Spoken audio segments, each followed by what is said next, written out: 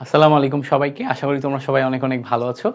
আমরা আজকের ক্লাসটিতে খুব গুরুত্বপূর্ণ একটি চ্যাপ্টার পরিবেশ রসায়ন থেকে এমসিকিউ গুলা সমাধান করার চেষ্টা করব। আমাদের এগ্রি কিউবি সলভ কোর্সে পরিবেশ রসায়ন থেকে এমসিকিউ সংখ্যা অনেক বেশি এবং এখানকার কিছু কিছু টপিক খুব গুরুত্বপূর্ণ। সো আমরা ধীরে ধীরে এই টপিকটা, এই চ্যাপ্টারটা কভার করে ফেলবো। তোমরা খাতা কলম নিয়ে বসবা, টোটাল চ্যাপ্টারটা নোট করবা, আর এই চ্যাপ্টারের ক্লাস নোট বা এই ক্লাসের নোটটা তোমরা আমাদের গুগল ড্রাইভের লিঙ্কে পেয়ে যাবা। সেখানে তুমি অবশ্যই ওখান থেকে দেখেও ক্লাসটা রিভিশন দিতে পারো। ইনশাল্লাহ আমি যা যা এক্সট্রা ইনফরমেশন লাগবে এই টোটাল চ্যাপ্টারটা কভার করতে সব কিছু তোমাকে একদম গুছিয়ে দেওয়ার চেষ্টা করব। সো আমার সাথে একদম মনোযোগ সহকারে এই ক্লাসটি করো, খুবই মনোযোগ সহকারে ক্লাসটি করো। ইনশাল্লাহ এটা তোমাকে অনেক অনেক হেল্প করবে। সো চলো আমরা দেরি না করে এই ক্লাসটি শুরু করি। তো চলো প্রথমেই দেখি আমাদের প্রথমে কি আছে। প্রথমে বলছে দেখো যে 10 মোল এ এবং 30 মোল বি গ্যাস দিয়ে গঠিত মিশ্রণের মোট চাপ 12 হলে এই গ্যাসের আংশিক চাপ কত। তো আমাদের এখানে একটা জিনিস মাথায় রাখতে হবে, এগ্রিতে আংশিক চাপ এবং মোল ভগ্নাংশ এই দুইটা টপিক থেকে আমাদের বারবারই কোশ্চেন আসে, আংশিক চাপ এবং মোল ভগ্নাংশ। তো আংশিক চাপ মানে হচ্ছে দেখো উপরে যায় হচ্ছে মোল ভগ্নাংশ, উপরে যায় মোল ভগ্নাংশ না, এখানে আংশিক চাপ মানে হচ্ছে তোমার মোল ভগ্নাংশ ইন্টু মোট চাপ। এইটা হচ্ছে আংশিক চাপের ফর্মুলা, মোল ভগ্নাংশ ইন্টু মোট চাপ।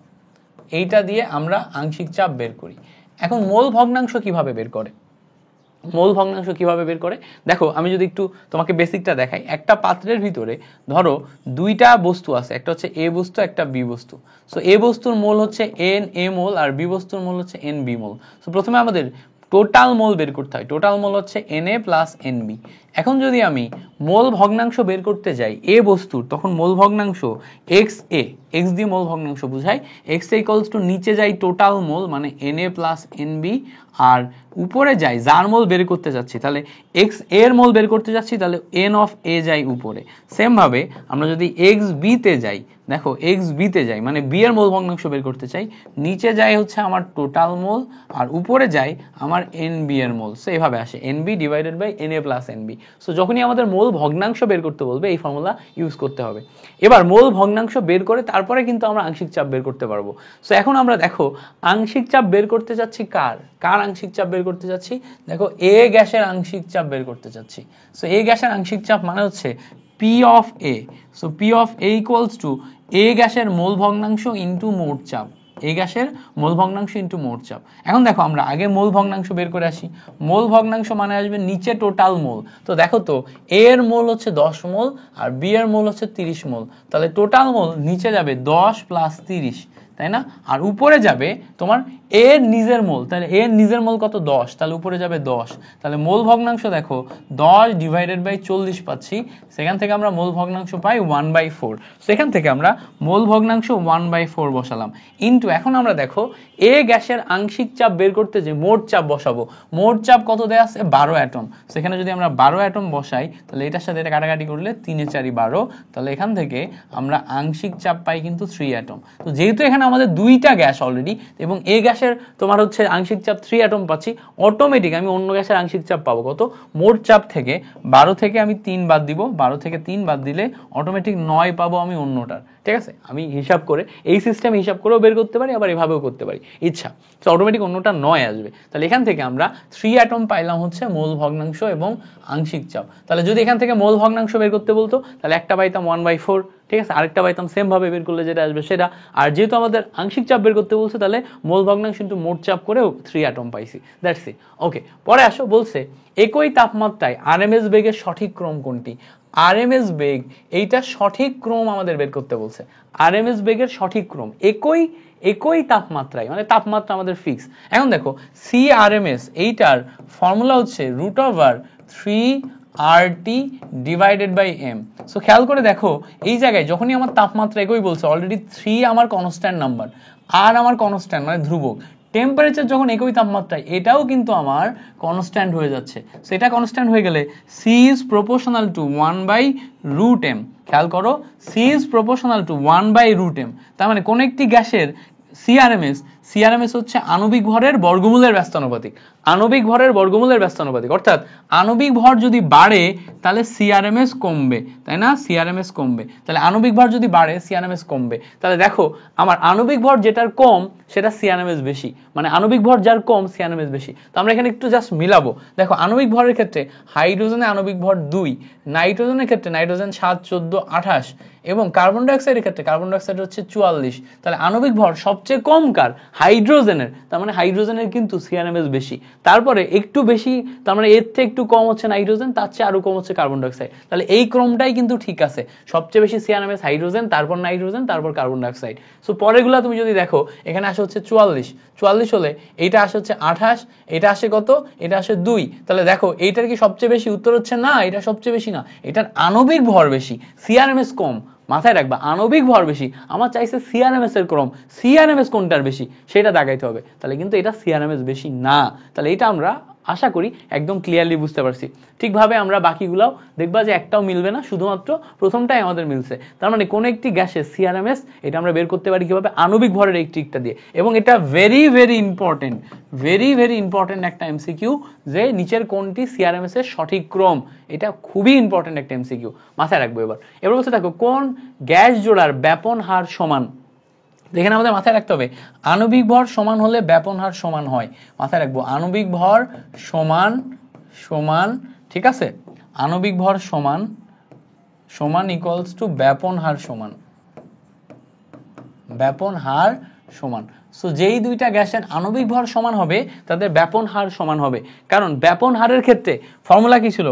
C is proportional to, দেখো ব্যাপন হারের ক্ষেত্রে R is proportional to 1/√m, তারপর R is proportional to 1/√d, এটা ফর্মুলা ছিল। তাহলে ঘনত্ব সমান হলেও আমাদের ব্যাপন হার সমান হয়, আণবিক ভর সমান হলেও ব্যাপন হার সমান হয়। তাহলে আণবিক ভর এবং ঘনত্বের উপর নির্ভর করে। সেখানে এখানে আমরা যেহেতু সংকেতগুলো দেখতে পাচ্ছি, সংকেত থেকে আমরা কি তৈরি করতে পারবো বলতে পারবা? সংকেত থেকে আমরা বেরই করতে পারবো হচ্ছে আণবিক ভর। তাহলে এখানে আমরা আণবিক ভর দিয়ে মেলাবো। সো একটু মেলানোর চেষ্টা করি। কার্বন ডাইঅক্সাইড কত আসবে? 44। নাইট্রোজেন ডাইঅক্সাইড, তো নাইট্রোজেন ডাইঅক্সাইডে নাইট্রোজেন 7, 14, 14 সাথে অক্সিজেন 8, 16। সো 14 + 16 মিলে আমাদের কত আসছে দেখো তো? 0, 3, 30 আসছে না? 30। তাহলে এইটা হচ্ছে 30, এটা হচ্ছে 30, আর এইটা হচ্ছে আমার 44। তাহলে মিললো না। দেখো এখানে কার্বন ডাইঅক্সাইড কত? 44। দেখো নাইট্রাস অক্সাইড N2O, এটা যদি একটু বের করি, নাইট্রোজেন 7, 14, তাই না? 14 দুগুণে 28, 28 সাথে অক্সিজেন 8, 16, ক্যালকুলেশন করলে 8 আর 6 কত আসে? দেখো 8 আর 6 মিলে আসে হচ্ছে আমার 14, 14 হাতে থাকে 1, 3 আর 1 4। সো এইটাও দেখো আমার 44। তাহলে কার্বন ডাইঅক্সাইড এবং N2O নাইট্রাস অক্সাইড, এই দুইটার ক্ষেত্রে আমাদের আণবিক ভর সমান হয়, এই দুইটার ব্যাপন হার সমান। তাহলে এইটা আমরা কিন্তু কারেক্ট আনসার হিসেবে দেখাইতে পারি। এবার দেখো কার্বন মনোঅক্সাইড, কার্বন মানে কত? 12, অক্সিজেন মানে কত? 16। তাহলে ক্যালকুলেশন করলে 28 আসে। নাইট্রাস অক্সাইড এটা কত আসে? 44। তাহলে মিললো না। ওকে, এবার দেখো নাইট্রাস অক্সাইড এটা কত? এটা হচ্ছে 44। ওকে, নাইট্রোজেন ডাইঅক্সাইডের ক্ষেত্রে কত আসে? 30 আসে। অক্সিজেন 8, 16, আচ্ছা অক্সিজেন 8, 16, 32, 30 না তো, এটা আরো বেশি হবে, এটা ভুল করছি। অক্সিজেন 8, 16, 32, 32 এর সাথে আমার আসবে হচ্ছে 14। তাহলে 4 আর 2 6, 46, তাই না? এটা 46। তাহলে এটা আসে হচ্ছে আমার 46, ঠিক আছে? তাহলে মিললো না। এবার আরেকটা গ্যাস আছে যেটার ক্ষেত্রে আমরা মিলাইতে পারি। দেখো কার্বন মনোঅক্সাইড আর নাইট্রোজেন, এই দুইটার কিন্তু আবার ব্যাপন হার সমান। কেন? কারণ কার্বন মনোঅক্সাইডেরও 28, নাইট্রোজেনেরও 28। তাহলে 28, 28 হলে এই দুইটার তোমার ব্যাপন হার সমান। তাহলে ব্যাপন হার সমান আমাদের এখানে টোটাল দুইটা গ্যাসের, একটা হচ্ছে কার্বন মনোঅক্সাইড নাইট্রোজেন, আর একটা হচ্ছে কার্বন ডাইঅক্সাইড নাইট্রাস অক্সাইড, এই দুইটার। সো আমাদের এই দুইটা মাথায় রেখে তারপরে সামনে আগাতে হবে। ওকে, পরবর্তীতে আসো বলছে কোনটি জলীয় দ্রবণে হাইড্রোক্সিল আয়ন প্রদান করে। সো এখানে যারা যারা আছে সবাই জলীয় দ্রবণে হাইড্রোক্সিল আয়ন প্রদান করতে পারে। অ্যালুমিনিয়াম হাইড্রোক্সাইডও পারে, আয়রন অক্সাইডও পারে, ক্রোমিয়াম হাইড্রোক্সাইডও পারে। বাট প্রবলেম ইজ এই তিনটাই আবার তোমার ফাজানের নীতি অনুসারে সমযোজী বৈশিষ্ট্য দেখায়। ফাজানের নীতি অনুসারে সমযোজী বৈশিষ্ট্য দেখায়। সমযোজী বৈশিষ্ট্য যখন দেখায় অ্যালুমিনিয়াম হাইড্রোক্সাইডে দেখায়, আয়রন হাইড্রোক্সাইডে দেখায়, ক্রোমিয়াম হাইড্রোক্সাইডে দেখায়, ফলে এর দ্রবণীয়তা কিছুটা হ্রাস পায়, কিন্তু অ্যামোনিয়াম হাইড্রোক্সাইড যেটা, এইটা ফাজানের নীতি অনুসরণ করে না, ফলে এ সম্পূর্ণভাবে অ্যামোনিয়াম প্লাস আয়ন এবং হাইড্রোক্সিল মাইনাস আয়নে রূপান্তর হয়। কেন রূপান্তর হয়? কারণ এখানে অ্যামোনিয়ার ভিতরে যে নাইট্রোজেন আছে এর পোলারিটি আছে, এর পোলারিটির কারণে মাথায় রাখতে হবে, এর পোলারিটির কারণে এ কিন্তু হচ্ছে তোমার পোলারিটি দেখানোর কারণে সম্পূর্ণরূপে ভেঙে যাবে, বিয়োজন হবে, এবং বিয়োজন হয়ে অ্যামোনিয়াম প্লাস আয়ন এবং হাইড্রোক্সিল মাইনাস আয়নে রূপান্তর হবে। এই জন্য দ্রবণীয়তার কথা যদি আসে তখন আমরা অ্যামোনিয়াম হাইড্রোক্সাইডকে দেখাবো, এই তিনটাকে নেগলিজেবল মনে করব। কেন? কারণ এরা আয়নিক হওয়া সত্ত্বেও এরা সমযোজীর মতো আচরণ করে ফাজানের নীতি অনুসারে, আয়নিক হওয়া সত্ত্বেও সমযোজীর মতো আচরণ করে ফাজানের নীতি অনুসারে। That's it. তো আশা করি এই ব্যাপারটা আমাদের ক্লিয়ার হয়ে গেছে। এবার আসো বলছে পানীয় জলে WHO কর্তৃক পিএইচ মান কত হবে, এটা মাথায় রাখবো আমরা 6.5 থেকে 8.5, এইটা হচ্ছে WHO কর্তৃক পিএইচ মানের রেঞ্জ পানীয় জলে। পানীয় জল মানে কি? যেটা আমরা পান করি, যেটা আমরা খাই তার হচ্ছে 6.5 থেকে 8.5 এর ভিতরে হয়। এবার বলছে কোনটি লুইস অ্যাসিড। সো লুইসের ক্ষেত্রে আমরা ফর্মুলা জানি, লুইস অ্যাসিডের ক্ষেত্রে আমরা ফর্মুলা জানি যে এখানে আমাদের লন পেয়ার ইলেকট্রন এইটা নিয়ে কাজ করতে হয়। সো যারা লন পেয়ার ইলেকট্রন অ্যাকসেপ্ট করতে পারে, অ্যাকসেপ্ট মানে কি? গ্রহণ, তারা হচ্ছে অ্যাসিড হিসেবে কাজ করে। তো আমি এটাকে কিভাবে মনে রাখি? অ্যাকসেপ্টের এ, অ্যাসিডের এ, এভাবে মনে রাখি। মাথায় রাখবো কিভাবে মনে রাখবো? অ্যাকসেপ্টের এ এবং অ্যাসিডের এ। তাহলে যারা লন পেয়ার ইলেকট্রন অ্যাকসেপ্ট করতে পারে তারা হচ্ছে অ্যাসিড, তারা লন পেয়ার ইলেকট্রন অ্যাকসেপ্ট করতে পারলে অ্যাসিড। এবং কারা অ্যাকসেপ্ট করতে পারবে? যাদের ডি অরবিটাল ফাঁকা, যাদের পি অরবিটাল ফাঁকা, তারা অ্যাকসেপ্ট করতে পারবে। সো ডি অরবিটাল ফাঁকা কার? অ্যালুমিনিয়াম ক্লোরাইডে অ্যালুমিনিয়ামের ডি অরবিটাল ফাঁকা, আয়রন ক্লোরাইডে আয়রনের ডি অরবিটাল ফাঁকা, BF3 তে বোরনের পি অরবিটাল ফাঁকা। সো এই টাইপের যৌগ যারা আছে যাদের ডি অরবিটাল ফাঁকা তারা অ্যাকসেপ্ট করতে পারবে। সালফার ডাইঅক্সাইড আছে, এখানেও তোমার ডি অরবিটাল ফাঁকা পাবা। সো এখানে দেখো অ্যালুমিনিয়াম ক্লোরাইড যেহেতু মুক্তজোড় ইলেকট্রন অ্যাকসেপ্ট করতে পারে তাহলে এরা অ্যাসিড। আর যারা মুক্তজোড় ইলেকট্রন বা লন পেয়ার ইলেকট্রন ডোনেট করতে পারে তারা বেজ, যারা লন পেয়ার ইলেকট্রন ডোনেট করতে পারে তারা বেজ। সো ডোনেট করতে পারতে গেলে কি করতে হবে? তার কাছে থাকতে হবে। তো খেয়াল করো এই অ্যামোনিয়া আর নাইট্রোজেনের উপর একজোড়া মুক্তজোড় ইলেকট্রন আছে, সো এ কিন্তু বেজ হিসেবে কাজ করবে, ঠিক আছে? ডোনেট করতে পারবে। পানির উপরে দেখো দুই জোড়া মুক্তজোড় ইলেকট্রন আছে, সো এও কিন্তু বেজ হিসেবে কাজ করবে কারণ ডোনেট করতে পারবে। অ্যালকোহলের ওইসে ইলেকট্রন আছে, সো এও আমাদের বেজ হিসেবে কাজ করবে কারণ কি? এ মুক্তজোড় ইলেকট্রন ডোনেট করতে পারবে। সো এই হচ্ছে আমাদের এখানকার বেসিক, বুঝতে পারছো? সো আশা করি এই ব্যাপারটা আমাদের ক্লিয়ার হলো। পরে দেখো বলছে 27 ডিগ্রি সেন্টিগ্রেড তাপমাত্রায় অক্সিজেন অণুর আরএমএস বেগ কত? এটা মুখস্থ করতে হয় ভাইয়া, একদম হুবহু আসে। দেখো 27 ডিগ্রি সেন্টিগ্রেড তাপমাত্রায় আরএমএস বের করার ফর্মুলা কি? RMS equals to √3RT divided by m। So এইটা হচ্ছে আমার আরএমএস এর ফর্মুলা। সো আরএমএস এর নিচে 3 ইনটু আর এর ভ্যালু কত বসাবো? 8.314, টি এর ভ্যালু 27 ডিগ্রি সেন্টিগ্রেড টেম্পারেচার মানে 300 kelvin divided by m। m মানে হচ্ছে আমরা আণবিক ভর, কার নিব? অক্সিজেন। অক্সিজেনের জন্য 32 গ্রাম বসবে, উত্তর হচ্ছে না। উপরে আমি এসআই ইউনিট বসাইছি, এখানে কেজিতে বসবে, মানে 10⁻³ সবসময় মাথায় রাখবো। এখানে যখন আমরা বের করি তখন মিটার পার সেকেন্ডেই আমাদের আরএমএস ভেলোসিটি বের হয়। সো আরএমএস ভেলোসিটি যদি মিটার পার সেকেন্ডে হয় তাহলে আর এর একক এসআই ইউনিটে হয়, এম এর একক এসআই ইউনিট হয়। এম মানে আণবিক ভর, আণবিক ভর আমরা গ্রামে মুখস্থ করি, এজন্য সবাই আমরা ভুল করি। সো এটা ভুল করা যাবে না, এটা কেজিতে বসাইতে হবে। সো আশা করি এই ব্যাপারটা ক্লিয়ার হয়েছে। তো এই জায়গাতে এই টোটালটা ক্যালকুলেশন তো ক্যালকুলেটর ছাড়া সম্ভব না। সো সবসময় এই প্রশ্নটাই আসে এবং এটা মেইন বইয়ের একটা এমসিকিউ, যার কারণে এটাই বারবার দিয়ে দেয়। সো এইটার ভ্যালুটা কি? এটার ভ্যালু হচ্ছে 483 দশমিক তোমার সামথিং। সো 483 যেই ভ্যালুটা থাকবে সেটাই হচ্ছে আমার এখানে কারেক্ট আনসার। সো 483 দেখো এ নাম্বারে আছে, সো এইটা আসে আমাদের এখান থেকে কারেক্ট আনসার। বুঝতে পারছো? 483 এ নাম্বারে আছে, এখান থেকে কারেক্ট আনসার আসে হচ্ছে 483। পরে দেখো বলছে সমুদ্রের পানিতে সোডিয়াম ক্লোরাইডের ঘনত্ব কত পিপিটি। এটা জাস্ট মুখস্থ, এটা কেন হয় কিভাবে হয় আমিও জানি না। সমুদ্রের পানিতে সোডিয়াম ক্লোরাইডের তোমার ঘনত্ব হচ্ছে 35 পিপিটি। পিপিটি মানে কি? পার্টস পার ট্রিলিয়ন, বিপিএম না কিন্তু, পিপিটি পার্টস পার ট্রিলিয়ন 35, মাথায় রাখবো এটা। এবার বলতে দেখো বোলজম্যান ধ্রুবকের একক কোনটি। তো খেয়াল করো আমরা যদি দেখি এইটা আর হচ্ছে আমাদের মোলার গ্যাস ধ্রুবক, আর কি? আর হচ্ছে আমাদের মোলার গ্যাস ধ্রুবক। সো মোলার গ্যাস ধ্রুবক যেটা আছে এইটা আসলে কোন ক্ষেত্রে কাজ করে? এটা হচ্ছে 1 মোল গ্যাসের জন্য কাজ করে। 1 মোল গ্যাসের জন্য কাজ করে হচ্ছে মোলার গ্যাস ধ্রুবক। এবারটা মাথায় রাখতে হবে যে এই বোলজম্যান ধ্রুবককে যেটা নিচ্ছি এটা হচ্ছে একটি অণুর জন্য কাজ করে, একটি অণুর জন্য কাজ করে, একটি অণুর জন্য।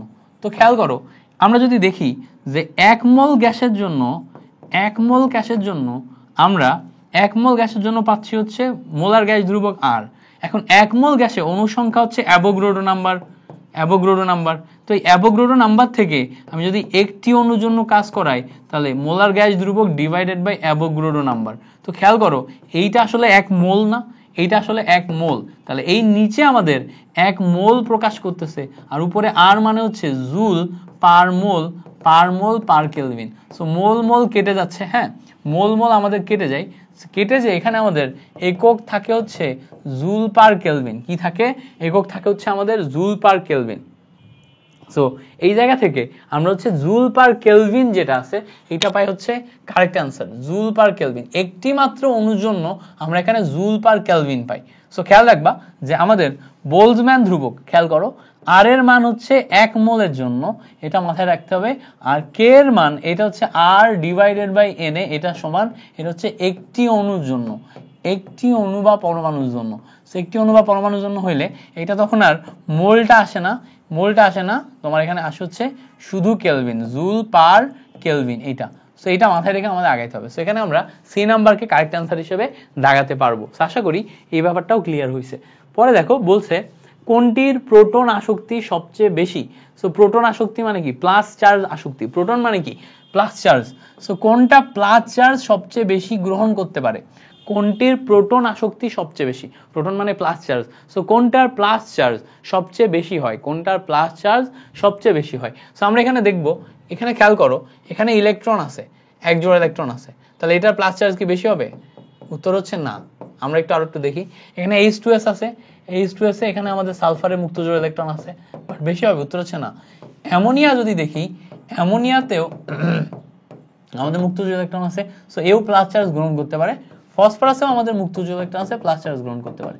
খেয়াল করো এই জায়গাতে আমাদের এই নাইট্রোজেনের আকার ছোট হওয়ার কারণে এর আমার তড়িৎ ঋণাত্মকতা অনেক বেশি, ফলে আকার ছোট হওয়ার কারণে এ বেশি প্লাস চার্জকে গ্রহণ করতে পারে। অর্থাৎ এর এখানে ইলেকট্রন ঘনত্ব বেশি হওয়ার কারণে এই ইলেকট্রনকে সে বেশি প্লাসের দিকে দিতে পারে। সো এখানে যে কয়টা আছে এর ভিতরে ইলেকট্রন আসক্তি সবচেয়ে বেশি হবে এই তোমার হচ্ছে প্রোটন আসক্তি সবচেয়ে বেশি হবে অ্যামোনিয়ার, ইলেকট্রন আসক্তি না, প্রোটন আসক্তি। প্রোটন আসক্তি সবচেয়ে বেশি হবে অ্যামোনিয়ার। কেন? কারণ সবগুলাতেই মুক্ত জোড় ইলেকট্রন আছে, অ্যামোনিয়ার ক্ষেত্রে আকার সবচেয়ে ছোট, এই আকার ছোট হইলে সে বেশি প্রোটন দিতে পারবে। অ্যামোনিয়াতে কি হবে? আমাদের আকার সবচেয়ে ছোট, এই জন্য আমরা এখানে প্রোটনটা বেশি দিতে পারবো। আশা করি এই পর্যন্ত আমরা একদম 100% ক্লিয়ার করে ফেলছি। সো এই পর্যন্ত আমাদের একদম 100% ক্লিয়ার। ওকে, ভেরি গুড। আমরা ক্লাসের পরবর্তী অংশে যাব। সো আমরা যেখানে ছিলাম আমরা পরবর্তী এমসিকিউ গুলো সলিউশন করি, মোটামুটি আমাদের সব ওকে আছে। পরবর্তীতে দেখো 11 নম্বর এমসিকিউর দিকে যদি আমরা তাকাই, 11 নম্বর এমসিকিউতে আমাদের বলতেছে যে কোন আয়নের লবণ দ্রবীভূত থাকলে পানি ক্ষার হয়। সো ক্ষার পানির ক্ষেত্রে, ক্ষার পানি এর ভিতরে তোমার কয়েকটা লবণ দ্রবীভূত থাকে, যেমন ক্যালসিয়াম 2+, ম্যাগনেসিয়াম 2+, কখনো কখনো তুমি আয়রনেও দেখবা যে আয়রনের কারণে হচ্ছে পানি ক্ষার হয়।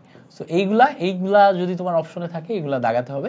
সো এগুলার ভিতরে দেখো ক্যালসিয়াম আছে, সো ক্যালসিয়াম বা ম্যাগনেসিয়ামের জন্য আমাদের পানি কিন্তু ক্ষার হয়। আচ্ছা, বুঝতে পারছি আমরা জিনিসটা? ক্লিয়ার। পরে দেখো বলছে কোন গ্যাসটি অ্যাসিড বৃষ্টির জন্য দায়ী। অ্যাসিড বৃষ্টির জন্য দায়ী মানে একটা গ্যাস যেটা তোমার হচ্ছে যে ইয়ার ভিতরে, পানির ভিতরে ঢুকে, মানে জলীয় বাষ্পের ভিতরে ঢুকে তোমার অ্যাসিড সৃষ্টি করে, দেন তোমার অ্যাসিড বৃষ্টি হয়। সো এটা হচ্ছে সালফার ডাইঅক্সাইড। সালফার ডাইঅক্সাইড থেকে আমরা সালফিউরিক অ্যাসিড পাই, H2SO4, এবং H2SO4 থেকে আমাদের অ্যাসিড বৃষ্টির সৃষ্টি হয়, অ্যাসিড বৃষ্টির সৃষ্টি হয়। সো দ্যাটস ওয়াই আমরা হচ্ছে সালফার ডাইঅক্সাইডকে অ্যাসিড বৃষ্টির জন্য দায়ী মনে করি। সেখানে আমরা কারেক্ট অ্যান্সার দাগাবো হচ্ছে সি নাম্বার। এটা মাথায় রাখবা, এইটাই আসবে, এইটাই আসলে তোমাকে সি নাম্বারই দাগাতে হবে, একদম হুবহুব অপশন সহ কমন আসে। সো এটা আমরা মাথায় রেখে আগাবো। ওকে, পরে বলতে দেখো নিচের কোন সমীকরণটি গ্যাসের গতিতত্ত্ব থেকে উদ্ভূত। সো গ্যাসের গতিতত্ত্ব থেকে আমাদের দেখো উদ্ভূত গতিতত্ত্বে গতি প্রকাশ করবে। সো পিভি এটা হচ্ছে আমার টোটাল কাজ। সো কাজ ইকুয়ালস টু 1/3 mNc²। এটা হচ্ছে আমার গতিতত্ত্ব থেকে আসছে। PV equals to 1/3 mnc², যেখানে n হচ্ছে আমার গ্যাসের সংখ্যা, c হচ্ছে গতিবেগ, m হচ্ছে আমার আণবিক ভর।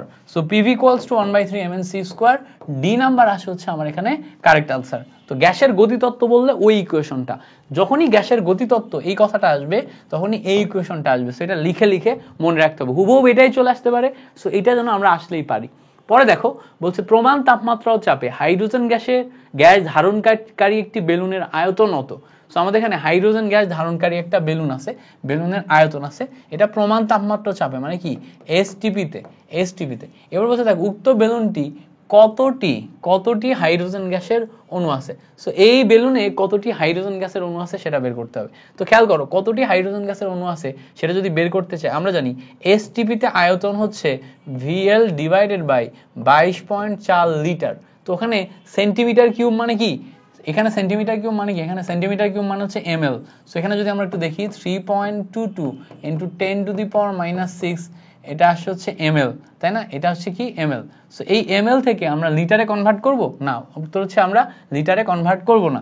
এইটাকে n ইকুয়ালস টু এইটাকে এই যে 22.4 লিটার এটাকে ml এ যদি কনভার্ট করি তাহলে 22,400 ml আসবে। কত আসবে? 22,400। ওকে, এবার এখান থেকে আমার বের করতে বলছে বেলুনটিতে কত অণু আছে, অণু সংখ্যা। সো অণু সংখ্যা মানে n divided by na equals to vml divided by 22,400। Okay, এবার দেখো n ইকুয়ালস টু অণু সংখ্যা ইকুয়ালস টু এটা এই সাইডে গুণ হবে। সো 6 × 10⁻23 আসলো, উপরে vml, উপরে vml এর ভ্যালু কত? উপরে vml এর ভ্যালু হচ্ছে আমাদের অলরেডি দেয়া আছে 3.22 × 10⁻⁶, নিচে আসে হচ্ছে 22,400। সো এখান থেকে এখন আমরা অ্যাডজাস্ট করব, কাটাকাটি করব। 3.22 এটা কেটে গেল। এবার দেখো বাকিটা অ্যাডজাস্ট করো, এই 10⁻23 সাথে 10⁻⁶ অ্যাডজাস্ট করো, করলে 10⁻23 থেকে তোমার হচ্ছে যে বাদ দিলে দেখবা 20 থেকে 3 বাদ দিলে 17 আসবে, 10⁻17 আসবে, 10⁻17। সো আমার উপরে থাকবে 10⁻17, নিচে থাকবে 22,400। এবার এটাকে আরো সুন্দর করে কাটাকাটি করতে পারি আমরা। কিভাবে আরো সুন্দর করে কাটাকাটি করতে পারি? উপরে আমরা 100 নিলাম, ইনটু 10⁻17 এর জায়গায় 10⁻15 নিলাম, নিচে আমরা এই জায়গাতে মানে হচ্ছে যে 22.4 ইনটু 10⁻3 নিলাম, নিতে পারি এভাবে। এবার দেখো ক্যালকুলেশন করলে এটা দিয়ে এটা ক্যালকুলেশন করো, 5 × 100 মানে এখানে 4.8 এর কাছাকাছি একটা ভ্যালু আসে, তাই না? 4.8 এর কাছাকাছি একটা ভ্যালু আসছে। সো এখানে আমরা 4.8 এর কাছাকাছি একটা ভ্যালু নিচ্ছি, নেওয়ার পরে এটার সাথে এটা কাটাকাটি করলে 10⁻12 পাওয়া যায়। সো 4.8 ইনটু 10⁻12 এই টাইপের একটা ভ্যালু আসছে। সো খেয়াল করো এখানে আমাদের 10⁻12 ভ্যালু, এটা কোনটা কোনটা আছে দেখো তো। 10⁻12 ভ্যালু, 10⁻12 ভ্যালু আমাদের এখানে আই গেস হচ্ছে এইটা দেয়া আছে, এইটা দেয়া আছে, দুইটা ভ্যালুই তো দেখো সেম, এটাও সেম এটাও সেম। সো এখান থেকে আমরা 10⁻12 ভ্যালুটা পাচ্ছি। সো আই গেস কোথাও একটা কিছু মিস আউট হয়েছে, হাইড্রোজেন গ্যাসে অণু কত আছে। সো আমাদের এখানে অণু চাইছে, মিস আউট তো হওয়ার কথা না, এখানে অণু চাইছে, অণু চাইলে এটাই হওয়ার কথা। এরা পরমাণু হিসাব করছে আই গেস। সো পরমাণু হিসাব করলে তোমার এই দুইটা যে কোনো একটা আসবে। তো বেসিক ক্যালকুলেশনের যে স্টেপ সেটা কিন্তু আমরা বুঝতে পারছি, তাই না? সো আমরা কিভাবে করব সেটা আমরা এখানে বুঝতে পারছি। ও এখানে একটা মিস আউট হয়েছে, মিস আউট কোনটা হয়েছে দেখো, এই জায়গাতে আমরা ক্যালকুলেশনে ছোট্ট একটা মিস্টেক করছি। এটাও আমার উপরে আছে, এটাও আমার উপরে আছে, আমি উপরেরটা দিয়ে উপরেরটা কাটছি, যেটা তো কখনোই কাটবে না। তাহলে এই জায়গাতে আমাদের মিস্টেক কোন জায়গায় হয়েছে? বেসিক এই জায়গায় যে আমরা ক্যালকুলেশনটা করলাম এই ক্যালকুলেশনেই ভুল হয়েছে, এই ক্যালকুলেশনেই ভুল হয়েছে। সো ক্যালকুলেশনটা যদি আমরা একটু ঠিকঠাক ভাবে করি, 6 × 10⁻23 উপরে আসবে vml যেটার ভ্যালু 3 × 10⁻⁻6, নিচে আসছে 22.4 × 10⁻3। এবার ক্যালকুলেশন করো, দেখো মিলে যাচ্ছে। দেখো এই 3 এর সাথে এই 6 ক্যালকুলেশন করলে 3 × 6 = 18, এইটার সাথে এটা অ্যাডজাস্ট করলে 10⁻17, নিচে দেখো আসবে হচ্ছে 22.4 × 10⁻3। সো অ্যাডজাস্ট করো, অ্যাডজাস্ট করলে উপরে দেখো 18। এই 18কে তুমি যদি সুন্দর মতো ভাঙতে চাও তাহলে এখান থেকে একটা শূন্য এখানে দিয়ে দিতে হবে, তাহলে 180 × 10⁻16 হয়। সো 180 10⁻16, নিচে নাও 22.4 × 10⁻3। সো এটার সাথে এটা অ্যাডজাস্ট করো, দেখো 10 টু দি পাওয়ার 3 আসবে, এটার সাথে এটা অ্যাডজাস্ট করো, দেখো হচ্ছে 8 আসবে। So 8 into 10 to the power 13, 8 into 10 to the power 13, 8.6 into 10 to the power 13, এইটা হচ্ছে আমাদের এক্সাক্ট কারেক্ট আনসার। সেখানে আমরা একটা ছোট্ট ভুল করছিলাম, যার কারণে আমাদের মিলে নাই। ওকে, দ্যাটস ইট। তো আশা করি এবার আমাদের হ্যান্ড ক্যালকুলেশনটা ইজি হয়ে গেছে। পরে দেখো, পরে বলছে যে নিম্নের কোন গ্যাসের ধর্ম থেকে বাস্তব গ্যাসের বিচ্যুতির কারণ। সো দেখো, আদর্শ গ্যাসের ধর্ম থেকে বাস্তব গ্যাসের বিচ্যুতির কারণ খুঁজতে হবে আমাদের। সো আদর্শ গ্যাস এটা আছে, এই আদর্শ গ্যাসের ধর্ম থেকে বাস্তব গ্যাসের বিচ্যুতির কারণ কি কি হতে পারে। সো দেখো, আমাদের এখানে বাস্তব গ্যাসের যে বিচ্যুতি হয় আমরা জানি P plus NE square A divided by V square, এটা হচ্ছে বাস্তব গ্যাসের সমীকরণ যেখানে আমরা চাপ কারেকশন করি। তার মানে তারপরে V minus NB equals to nRT। এই জায়গাতে আমরা কি আয়তন কারেকশন করি, তাহলে এক জায়গায় আমাদের চাপ কারেকশন, এক জায়গায় আমাদের আয়তন কারেকশন। সো এই যে আমরা কারেকশনগুলো করতেছি, এই কারেকশনগুলাই তো আমাদের ওই বিচ্যুতির কারণ থেকে। তাহলে এখানে দেখো, বাস্তব গ্যাসের ওজন জনিত ত্রুটি, ভরজনিত ত্রুটি, উপাদানজনিত ত্রুটি, আয়তনজনিত ত্রুটি। তাহলে আমাদের একটা হচ্ছে চাপজনিত ত্রুটি, একটা হচ্ছে আয়তনজনিত ত্রুটি। সো যেহেতু আয়তনজনিত ত্রুটিটা অপশনে দেয়া আছে, তাহলে অপশন সি হবে আমাদের এখানে কারেক্ট আনসার। সো আমরা মাথায় রাখবো অপশন সি হচ্ছে আমাদের এখানে কারেক্ট আনসার। ওকে, এবার বলছে দেখো, অম্লক্ষারের লুইস তত্ত্ব অনুসারে অম্ল হচ্ছে। সো অম্লক্ষারের লুইস তত্ত্ব আমরা জানি, লুইস তত্ত্ব এইটা লন পেয়ার ইলেকট্রন নিয়ে কাজ করে। কি নিয়ে কাজ করে? Loan pair electron. সো আমাদের এখানে কি বলছে? অম্ল হচ্ছে। সো অম্লর ক্ষেত্রে আমরা জানতাম লন পেয়ার ইলেকট্রন যারা অ্যাকসেপ্ট বা গ্রহণ করে তারা হচ্ছে অম্ল। অ্যাকসেপ্টের এ, অম্লর এ। তাহলে অ্যাকসেপ্টের এ, অম্লর এ, বা অ্যাসিডের এ। তাহলে এখানে আমাদের অম্ল হচ্ছে লন পেয়ার ইলেকট্রন অ্যাকসেপ্ট করতে পারে। সো দেখো, যে এক জোড়া ইলেকট্রন গ্রহণ করতে পারে সেই আমাদের এখানে অম্ল। তার মানে অপশন ডি হচ্ছে আমাদের এখানে কারেক্ট আনসার। পরে দেখো বলছে বৃষ্টির পানির পিএইচ এর মান কত হলে এটা অ্যাসিড বৃষ্টি বলে। পিএইচ এর মান কত হলে অ্যাসিড বৃষ্টি। সো অ্যাসিড বৃষ্টি মানে অবশ্যই আমাদের পিএইচ এর মান 7 থেকে কম হইতে হবে। 7 থেকে কম হইলে সেটা অ্যাসিড বৃষ্টি। এবং 7 থেকে কম কত, এখানে দেখো স্পেসিফিক ভাবে 5.6 হইলে সেটা অ্যাসিড বৃষ্টি হয়। দেখো বি নাম্বার আমাদের কারেক্ট আনসার দেয়া আছে। সো 5.6 যেটা, সেটা আমরা কারেক্ট আনসার দিব। তো এখানে দেখো দুইটা অ্যানসার আছে, 7 এর কম 5.6, 4.2 এর কম। সেখান থেকে আমরা স্পেসিফিক ভাবে অ্যাসিড বৃষ্টি বলবো 5.6 কে। ঠিক আছে, তো 5.6 হচ্ছে আমাদের কারেক্ট আনসার। পরে দেখো, এই যে এমসিকিউটা, এটা খুবই ইম্পর্টেন্ট, ভেরি ইম্পর্টেন্ট একটা এমসিকিউ, ভেরি ইম্পর্টেন্ট একটা এমসিকিউ অনুবন্ধীর ক্ষেত্রে মাথায় রাখতে হবে। এখানে খেয়াল করো, পানি অ্যামোনিয়ার সাথে বিক্রিয়া করে অ্যামোনিয়াম প্লাস আয়ন এবং হাইড্রোক্সিল মাইনাস আয়নে পরিণত হয়েছে। সো খেয়াল করো, পানি একটা হাইড্রোজেন ছাড়ছে আর অ্যামোনিয়া একটা হাইড্রোজেন গ্রহণ করছে।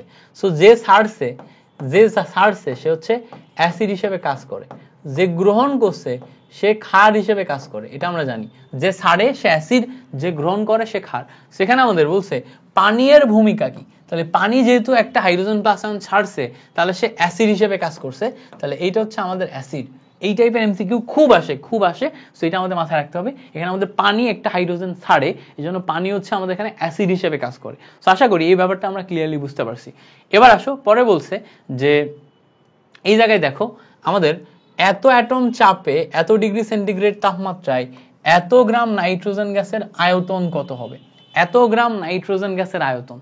সো এত অ্যাটম চাপে, এত ডিগ্রি সেন্টিগ্রেড তাপমাত্রায় এত গ্রাম নাইট্রোজেন গ্যাসের আয়তন চাইছে। সো আয়তন পাওয়ার জন্য আমাদের বাকি ইনফরমেশনগুলো তো দেয়াই আছে। সো আমরা এখানে PV ইকুয়ালস টু nRT যেই ইকুয়েশনটা আছে, এই ইকুয়েশনে যদি চলে যাই, সেখান থেকে দেখো আমরা V এর ভ্যালু যদি বের করি, V equals to nRT divided by P, এটা আসে। সো খেয়াল করো, এখানে আমাদের চাপ দেয়া আছে, টেম্পারেচার দেয়া আছে, এত গ্রাম দেয়া আছে। সো নাইট্রোজেন গ্যাসের ক্ষেত্রে গ্রাম দেয়া থাকলে আমরা মোল পাবো W/m দিয়ে। সো W এর ভ্যালু উপরে দেখো 15 গ্রাম, নাইট্রোজেনের ক্ষেত্রে আমাদের ভ্যালু হচ্ছে 28। সো আমরা n এর এখানে 15 ডিভাইডেড বাই 28 এটা লিখতে পারবো। তো আমাদের এখানে আয়তন লিটারে বের করতে হবে। সো লিটারে বের করতে গেলে আমরা 0.0821 এটা বসাতে পারবো। সো 0.08 নিলাম। টেম্পারেচার দেখো দেয়া আছে 27 ডিগ্রি, মানে হচ্ছে 300 কেলভিন, ডিভাইডেড বাই চাপ দেয়া আছে দেখো 0.526, যেটাকে আমরা 0.5 লিখতে পারবো। সো এখন যদি আমরা এখান থেকে ক্যালকুলেশনটা করি, তাহলে অনায়াসে এটা আমরা বের করতে পারি যে আসলে আমাদের অ্যান্সারটা কি হবে। সো অ্যান্সার কি হবে আমরা একটু দেখার চেষ্টা করি। দেখো 15 ডিভাইডেড বাই 28 এটা আগে রেখে দিলাম। 15 ডিভাইডেড বাই 28 এটা আগে রেখে দিলাম। এরপরে দেখো এই যে 0.008 এটাকে লিখতে পারি 8 ডিভাইডেড বাই 100, কারণ কি পয়েন্টের পর দুইটা ঘর। এরপরে দেখো 1 ডিভাইডেড বাই 5 কে লিখতে পারি 5 ডিভাইডেড বাই 10, সো 10 উপরে গেলে 10/5। এর সাথে আমাদের এখানে আসে হচ্ছে 300। সো দেখো এই 300 দুইটা শূন্য, এখানকার দুইটা শূন্য কেটে গেল। আচ্ছা গেল। এবার এই 5 এর সাথে যদি আমি এখানে 10 দিয়ে কাটাকাটি করি তাহলে এখানে আসবে কি আমার 2। আচ্ছা এই পর্যন্ত বুঝলাম। এবার দেখো এখানে আমার সংখ্যা আছে 3, এখানে আছে 2, এখানে আছে 8, তাই না? সো 3 দুগুণা 6, 6 8টা 48। সো আমরা এখানে ভ্যালু আসছে 48 ইন্টু 15 ডিভাইডেড বাই নিচে আসছে 28, তাই না? নিচে আসছে 28। এবার আমরা এই ভ্যালুকে ছোট করব, ছোট করলে আমরা ওখানে মিলাই ফেলতে পারবো। সো এটাকে ছোট করলে 14 দুগুণা 28, এটাকে ছোট করলে কি 24 দুগুণা 48, আরো ছোট করো 7 দুগুণা 14, 12 দুগুণা 24। এবার দেখো আমাদের 12 ইন্টু 15 ডিভাইডেড বাই ভ্যালু আছে 7, এটা দিয়ে এটা কাটাকাটি করো 7 দুগুণা 14, সেটা 2.1 এর কাছাকাছি একটা ভ্যালু আসবে। সো 2 দিয়ে এবার 12 কে গুণ করো, 12 দুগুণা 24, সো 24 পয়েন্ট সামথিং হবে আমার ভ্যালু। সেখানে দেখো 24 পয়েন্ট সামথিং এর ঘরে 24 লিটার একটাই ভ্যালু আছে। সো এ নাম্বার হয় আমার এখানে কারেক্ট আনসার। সো এইভাবে আমরা স্টেপ বাই স্টেপ ক্যালকুলেশন করি। সো দেখো এইটা হচ্ছে একদম জেনুইন একটা হ্যান্ড ক্যালকুলেশন করার মতো কোশ্চেন, যেটা তুমি স্টেপ বাই স্টেপ ক্যালকুলেশন করে মিলাই ফেলতে পারবা। পরে দেখো বলছে কোন গ্যাসটিকে নীরব ঘাতক বলা হয়? কার্বন মনোঅক্সাইডকে নীরব ঘাতক বলা হয়। সবসময় মাথায় রাখবা কার্বন মনোঅক্সাইড যেটা আছে এইটা হচ্ছে আমাদের নীরব ঘাতক। কি এটা হচ্ছে আমাদের নীরব ঘাতক, ঠিক আছে? নীরব ঘাতক বলার কারণ আছে, এই কার্বন মনোঅক্সাইড হচ্ছে তোমার কার্বন ডাইঅক্সাইডের সাথে থেকে আমাদের বিভিন্ন ক্ষতি করে, আমাদের হচ্ছে যে ফুসফুস লাংস হাবিজাবি বিভিন্ন অঙ্গাণু যেগুলো আছে এগুলোর ক্ষতি করে। সেই জন্য এটাকে নীরব ঘাতক বলা হয়। পরে দেখো বলছে আদর্শ পানিতে দ্রবীভূত অক্সিজেনের পরিসীমা কত? খেয়াল করো এখানে দ্রবীভূত অক্সিজেন বলছে। দ্রবীভূত অক্সিজেন মানে হচ্ছে ডিজলভ অক্সিজেন, ডিজলভ অক্সিজেন, ঠিক আছে? ডিজলভ অক্সিজেন মানে হচ্ছে ডিও। ডিও এর যে বেসিক পরিসীমা সেটা হচ্ছে 4 থেকে 8 ppm। মাথায় রাখতে হবে ডিও এর ক্ষেত্রে বেসিক পরিসীমা 4 থেকে 8 ppm। এছাড়া আমাদের বিওডি এর পরিসীমা জানতে হয়, বিওডি এর ক্ষেত্রে 1 থেকে 2 ppm, ঠিক আছে? এটা জানতে হয়। পাশাপাশি আমরা সিওডি এইটার পরিসীমাটাও মুখস্থ করব, ঠিক আছে? বিওডি এর পাশাপাশি সিওডি এর সম্ভবত 8 থেকে 10 এই টাইপের কিছু একটা হবে। সেখানে আমাদের ডিও যেহেতু 4 থেকে 8 ppm, সো খেয়াল রাখবা একটা জিনিস মাথায় রাখবা, যেইটা ppm ওইটাই হচ্ছে আমার মিলিগ্রাম পার লিটার। একই জিনিস, যেইটা ppm ওইটাই মিলিগ্রাম পার লিটার, সেটা মুখস্থ করতে হবে। ppm আর মিলিগ্রাম পার লিটার সমান, তার মানে এখানে 4 থেকে 8 ppm যেটা পাচ্ছি এটা আমরা বি নাম্বারে পাচ্ছি। সো এখানে আমরা বি নাম্বার হচ্ছে কারেক্ট আনসার হিসেবে পাচ্ছি। পরে বলছে দেখো সালফারের কোন যৌগটি অ্যাসিড বৃষ্টির জন্য অন্যতম কারণ? সো সালফার ডাইঅক্সাইড যেটা আছে, এই সালফার ডাইঅক্সাইড পানির সাথে বিক্রিয়া করে বা জলীয় বাষ্পের সাথে বিক্রিয়া করে সালফিউরিক অ্যাসিড তৈরি করে, যেটা পানির পিএইচ কমায় দেয় এবং পানির পিএইচ কমায় এটা হচ্ছে অ্যাসিড বৃষ্টি সৃষ্টি করে। তাহলে সালফার ডাইঅক্সাইড হচ্ছে অ্যাসিড বৃষ্টির অন্যতম কারণ, মাথায় রাখবো আমরা। ওকে, পরে দেখো বলছে স্থির চাপে নির্দিষ্ট ভরের কোনো গ্যাসের আয়তন ও তাপমাত্রার মধ্যে সম্পর্ক কোনটি? তাহলে খেয়াল করো এখানে আমাদের আয়তন ভি এবং তাপমাত্রা টি এর মধ্যে সম্পর্ক করতে হবে। তাহলে আয়তন ইনটু তাপমাত্রা সম্পর্ক হচ্ছে V is proportional to T। এটা কার সূত্র? এটা হচ্ছে চার্লসের সূত্র, মাথায় রাখবো এটা হচ্ছে চার্লসের সূত্র। আমরা জানি V is 1/proportional to P, এটা হচ্ছে বয়েল। সো বয়েল এবং চার্লস এই দুইটাই মেইনলি আসে। তাহলে এখানে আমরা দিব হচ্ছে চার্লসের সূত্র, কারেক্ট আনসার সি নাম্বার হচ্ছে আমাদের কারেক্ট আনসার। পরে দেখো নদীতে বেশি পরিমাণ উদ্ভিদ জাতীয় বস্তু পচালে মাছের জন্য ক্ষতিকারক হয় কেন? সো আমরা যদি নদীর পানিতে উদ্ভিদ জাতীয় বস্তু পচাই তাহলে এর ভিতরে ডিও যেটা আছে এই ডিওর পরিমাণ কমে যায়। মানে ডিও মানে কি? অক্সিজেন।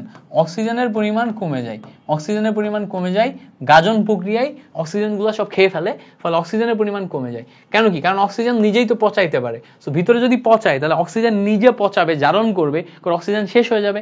অক্সিজেনের পরিমাণ যখন শেষ হয়ে যায় তখন অক্সিজেনের অভাবে ওখানে কোনো কীট পতঙ্গ পোকামাকড় মাছ এগুলা জন্মাইতে পারে না। তাহলে এই জায়গাতে প্রবলেম ওইটাই হয় যে পানি আমাদের ওখানে অক্সিজেনের পরিমাণ কমে গেলে পানি অনেক বেশি নোংরা হয়ে যাবে, ওই পানির ভিতরে মাছ চাষের উপযোগী হবে না। কিছু কিছু পুকুরে দেখবা মাঝে মাঝে ভিতর থেকে ফুবড়া উঠতেছে না, মানে বু বু বু বু করে মানে বুদবুদ উঠতেছে। বুদবুদ দেওয়ার মানে কি, বাইরে থেকে অক্সিজেন দিতেছে পানির ভিতরে যাতে মাছ ওই অক্সিজেন গ্রহণ করতে পারে, বুঝতে পারছো? সো যেই পানিতে ডিও বা ডিজলভ অক্সিজেনের পরিমাণ কম, ওই জায়গাতে ডিও বাড়াইতে হয়, বাড়ায় তারপরে মাছ চাষ করতে হয়। তো এখানে আমাদের অক্সিজেনের পরিমাণ কম হয়ে যাবে। আচ্ছা, পরে বলছে দেখো নিচের কোন সূত্রটি গ্যাসের তরলীকরণের ক্ষেত্রে ব্যবহৃত হয় না? গ্যাসের তরলীকরণের ক্ষেত্রে স্পেসিফিক ভাবে ব্যবহৃত হয় হচ্ছে জুল থমসন প্রভাব। মাথায় রাখবা, জুল থমসন প্রভাব, এইটা হচ্ছে গ্যাস তরলীকরণের জন্য স্পেশাল সূত্র। পাশাপাশি আদর্শ গ্যাস সূত্র যেগুলো আছে, এরা সবাই আদর্শ গ্যাস সূত্রগুলো গ্যাস তরলীকরণ ফলো করে, মানে গ্যাস তরলীকরণের সময় আদর্শ গ্যাস সূত্র যেগুলো আছে এগুলা মেনে চলা হয়। তার মানে এখানে আমাদের ফলো করা হয় বয়েলের সূত্র, চার্লসের সূত্র, জুল থমসন প্রভাব, ভ্যান ডার ওয়ালের যে সূত্র, ভ্যান ডার ওয়ালের কোনো সূত্রই আমাদের তরলীকরণের জন্য ব্যবহৃত হয় না। তাহলে যেহেতু হয় না, এটাই হচ্ছে আমাদের এখানে এই প্রশ্নের জন্য কারেক্ট আনসার। তো আশা করি এই ব্যাপারটা আমরা ক্লিয়ারলি বুঝতে পারছি। পরে দেখো বলছে অ্যামোনিয়া যৌগের অনুবন্ধী অম্ল কোনটি? খেয়াল করো, অনুবন্ধী অম্ল আমাকে বের করতে হবে।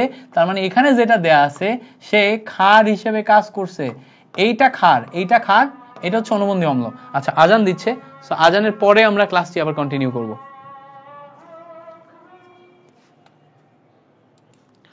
সো আশা করি তোমরা আমাকে শুনতে পাচ্ছ। আমরা আজানের পরে আবার করা শুরু করি এমসিকিউ গুলা। আমি তোমাদের এখানে যেখানে ছিলাম, দেখো বলছিলাম যে অনুবন্ধী অম্ল বলা আছে।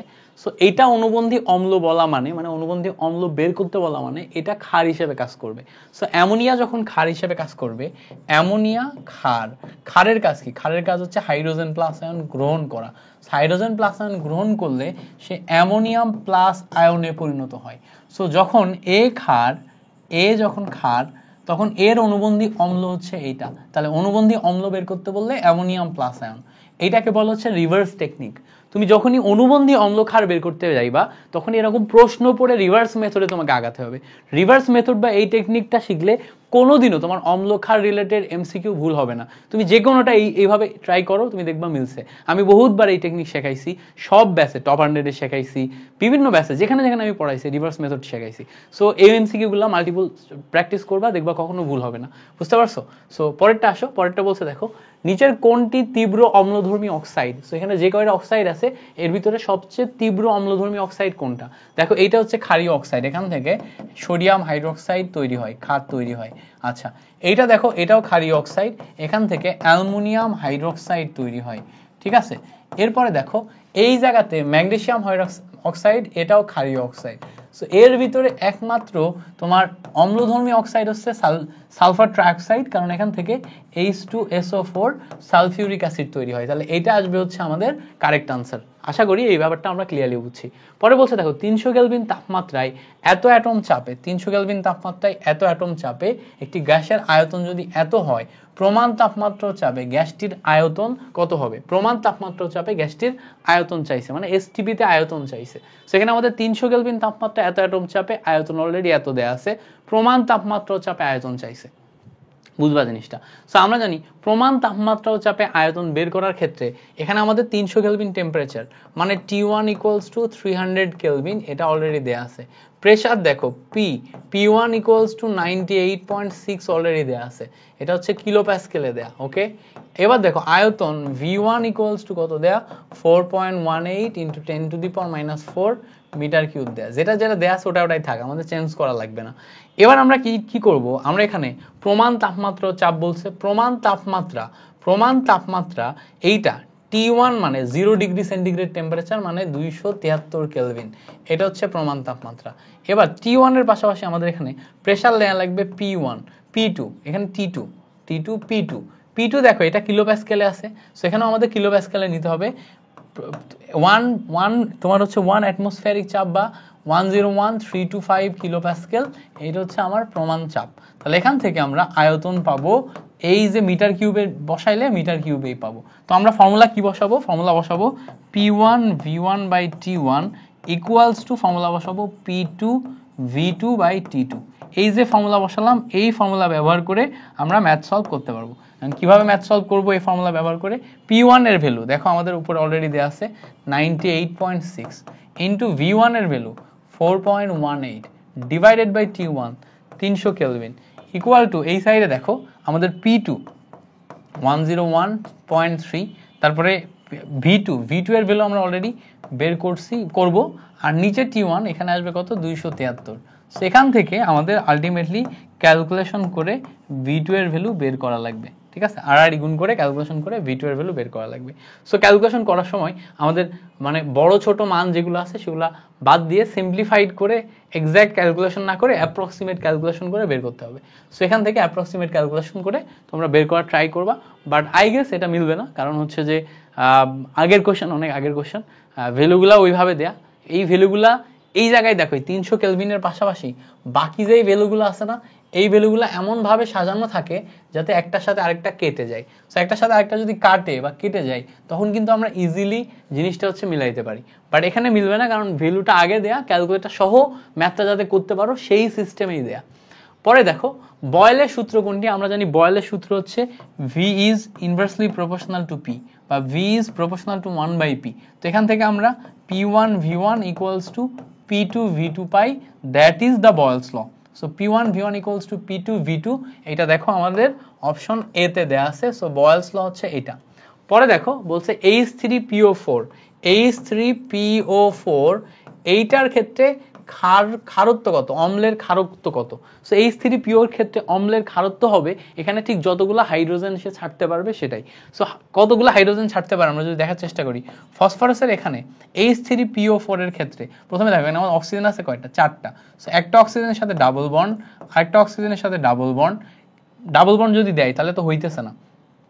তিনটা অক্সিজেন আছে সো এখানে আমাদের তিনটা যদি অক্সিজেন থাকে তিনটা হাইড্রোজেন আছে সো এখানে আমাদের একটা OH বসবে এখানে একটা OH বসবে ঠিক আছে এখানে একটা OH বসবে দেখো এখন আমাদের তিনটা হাইড্রোজেন আর চারটা অক্সিজেন মিলে গেছে সো বেসিক্যালি এই তিনটা হাইড্রোজেনের তিনটাই সে ছাড়তে পারার কারণে এখানে অম্লের ক্ষারত্ব কত আসছে H3PO4 এর ক্ষেত্রে অম্লের ক্ষারত্ব আসতেছে হচ্ছে 3 সো আমরা মাথায় রাখবো H3PO4 এটার অম্লের ক্ষারত্ব কত এটা 3 মাথায় রাখবো এটা সো এখানে আমরা H3PO4 এর জায়গায় যদি H3PO2 নিতাম তাহলে আমাদের ক্ষারত্ব কত আসতো বলতো তখন আমরা এই PO4 এর জায়গায় দেখো এই সাইডে একটা O নিতাম নেয়ার পরে এখানে একটা দেখো OH নিলাম এখানে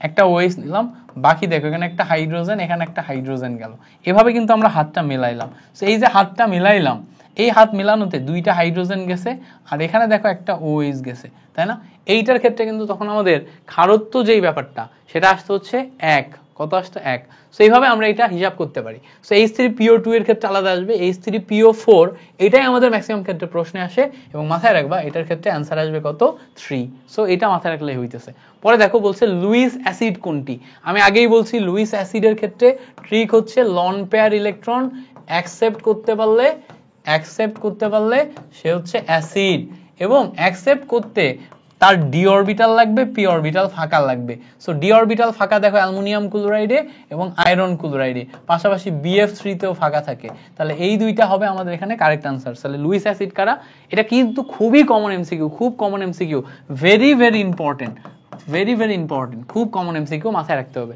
পরে দেখো বলছে কোনটি অ্যামফোটেরিক নয় অ্যামফোটেরিক কথাটা মাথায় রাখতে হবে অ্যামফোটেরিক কথাটার মানে হচ্ছে উভয়ধর্মী কথাটার মানে কি অম্লের মতো আচরণ করে প্লাস ক্ষারের মতো আচরণ করে সো যে অম্ল ক্ষার উভয়ের মতো আচরণ করে তাকে আমরা অ্যামফোটেরিক বা উভধর্মী বলি যে অম্ল ক্ষার উভয়ের মতো আচরণ করে তাকে আমরা অ্যামফোটেরিক বা উভধর্মী বলি যে অম্ল ক্ষার উভয়ের মতো আচরণ করে তাহলে এখানে অম্ল ক্ষার উভয়ের মতো আচরণ ব্যাপারটা বলতে কি বোঝায় দেখো এই জায়গাতে CO3 এর একটা হাইড্রোজেন আছে ফলে সে একটা হাইড্রোজেন ছাড়তে পারে এর উপরে মাইনাস আয়ন আছে ফলে সে একটা হাইড্রোজেন গ্রহণ করতে পারে তাহলে এইটা কিন্তু অ্যামফোটেরিক আচ্ছা বুঝলাম এটা অ্যামফোটেরিক এবার দেখো এই জায়গায় H2SO4 এখান থেকে একটা হাইড্রোজেন ছাড়তে পারবে মাইনাস আয়ন আছে একটা হাইড্রোজেন সে গ্রহণও করতে পারবে তাহলে এইটাও আমাদের অ্যামফোটেরিক বুঝলাম আচ্ছা OH মাইনাস আয়ন এই শুধুমাত্র একটা হাইড্রোজেন গ্রহণ করতে পারবে তাহলে হাইড্রোজেন গ্রহণ করতে পারলে ক্ষার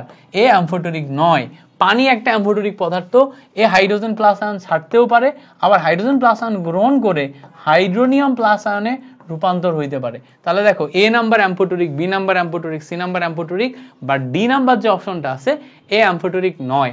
ওকে, পরে দেখো 7 গ্রাম নাইট্রোজেন, দেখো 7 গ্রাম নাইট্রোজেন এবং 8 গ্রাম অক্সিজেন, এইটার মিশ্রণে নাইট্রোজেনের মোল ভগ্নাংশ কত? আমাদের জিজ্ঞেস করছে নাইট্রোজেনের মোল ভগ্নাংশ। তাহলে খেয়াল করো এক্স অফ নাইট্রোজেন এটা বের করা লাগবে। এখন আগে আমাদের তো মোল জানা লাগবে, তাছাড়া আমরা মোল ভগ্নাংশ কেমনে বের করব? তাহলে দেখো মোল অফ নাইট্রোজেন এটা যদি বের করতে যাই, টোটাল আণবিক ভর 28 আর আছে হচ্ছে 7 গ্রাম, তাহলে দেখো 1/4 আসে, 1/4 আসে। মোল অফ নাইট্রোজেনের পরিবর্তে মোল অফ অক্সিজেন যদি বের করতে চাই, খেয়াল করো কত আসবে, উপরে টোটাল আমার 32 আর কত আণবিক ভর 32 দেয়া আছে 8, তাহলে টোটাল আসবে 1/4, তাহলে দুইটারই মোল হচ্ছে 1/4। তাহলে এখান থেকে যদি আমি টোটাল মোল বের করতে চাই, টোটাল মোল হচ্ছে 1/4 প্লাস 1/4, ক্যালকুলেশন করলে 2 ইন্টু 1/4 তার মানে হচ্ছে 1/2, 1/2 আসে আমার টোটাল মোল। এখন যদি আমি নাইট্রোজেনের মোল ভগ্নাংশ বের করতে যাই, নিচে যাবে টোটাল মোল 1/4, উপরে যাবে নাইট্রোজেনের মোল 1/2, আর উপরে যাবে নাইট্রোজেনের মোল 1/4। সো দেখো গুণ করে দিলে 1/4 উপরে 2 ডিভাইডেড বাই 1, ক্যালকুলেশন করলে 1/2 আসে। তাহলে এখান থেকে আমি নাইট্রোজেনের মোল ভগ্নাংশ কত পাই? 1/2, 1/2 মানে কত?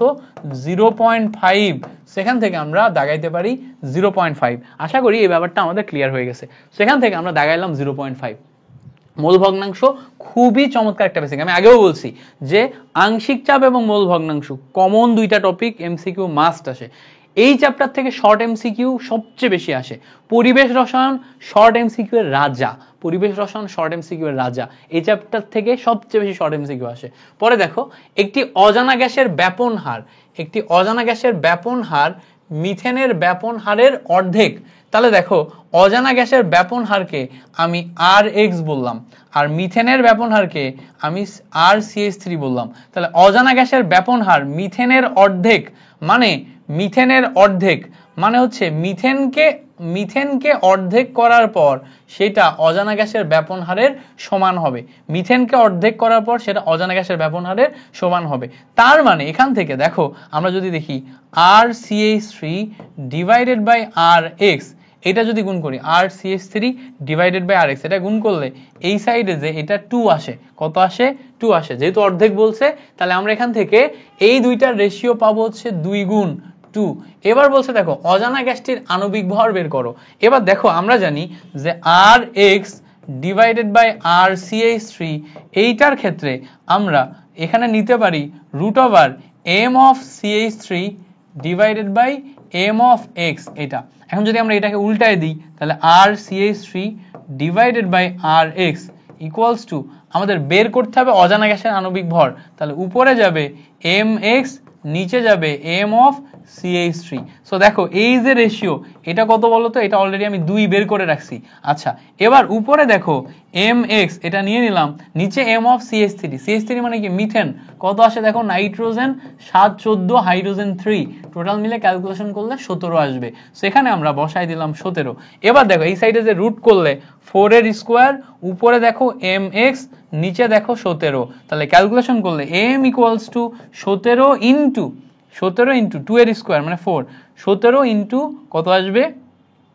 17 ইন্টু এখানে 2 এর স্কোয়ার মানে 4, সেখানে রুট স্কোয়ারটা আসবে না। সো 4 এখানে দেখো 17 ইন্টু 4, তাহলে ক্যালকুলেশন করলে 17 দুগুণা 34, 34 দুগুণা 68, তাহলে 68 আসে হচ্ছে আমার এখান থেকে আণবিক ভর। সো 17 দুগুণা 2 দুগুণা 4, 17 তো নাইট্রোজেন কার্বন 6 বার, আচ্ছা ভুল হয়েছে এই জায়গায়, কার্বন 6, 12 আর 3 এখানে সব মিলে আসে হচ্ছে 15, তাহলে 15 গুণ করতে হবে। তো 4, 15, 60, তো এখান থেকে আমাদের ভ্যালু আসবে হচ্ছে 60। কি হইল? মিথেন মিথেন হচ্ছে CH4। দূর বাবা, ভুল করি কেন? আর হইছে মানে হইছে কি আমি বলি তোমাদের, রোজা রাখছি, রোজার মাসে অবশ্যই তো ইবাদত করতে হবে। তো রোজা রেখে সারাদিন অনেকগুলো ক্লাস নিলে ব্রেন শর্ট হয়ে যায়, পড়াশোনা করতেও দিনের বেলা পড়াশোনা করতেও একটু অসুবিধা হয়, ব্রেন শর্ট হয়ে যায়।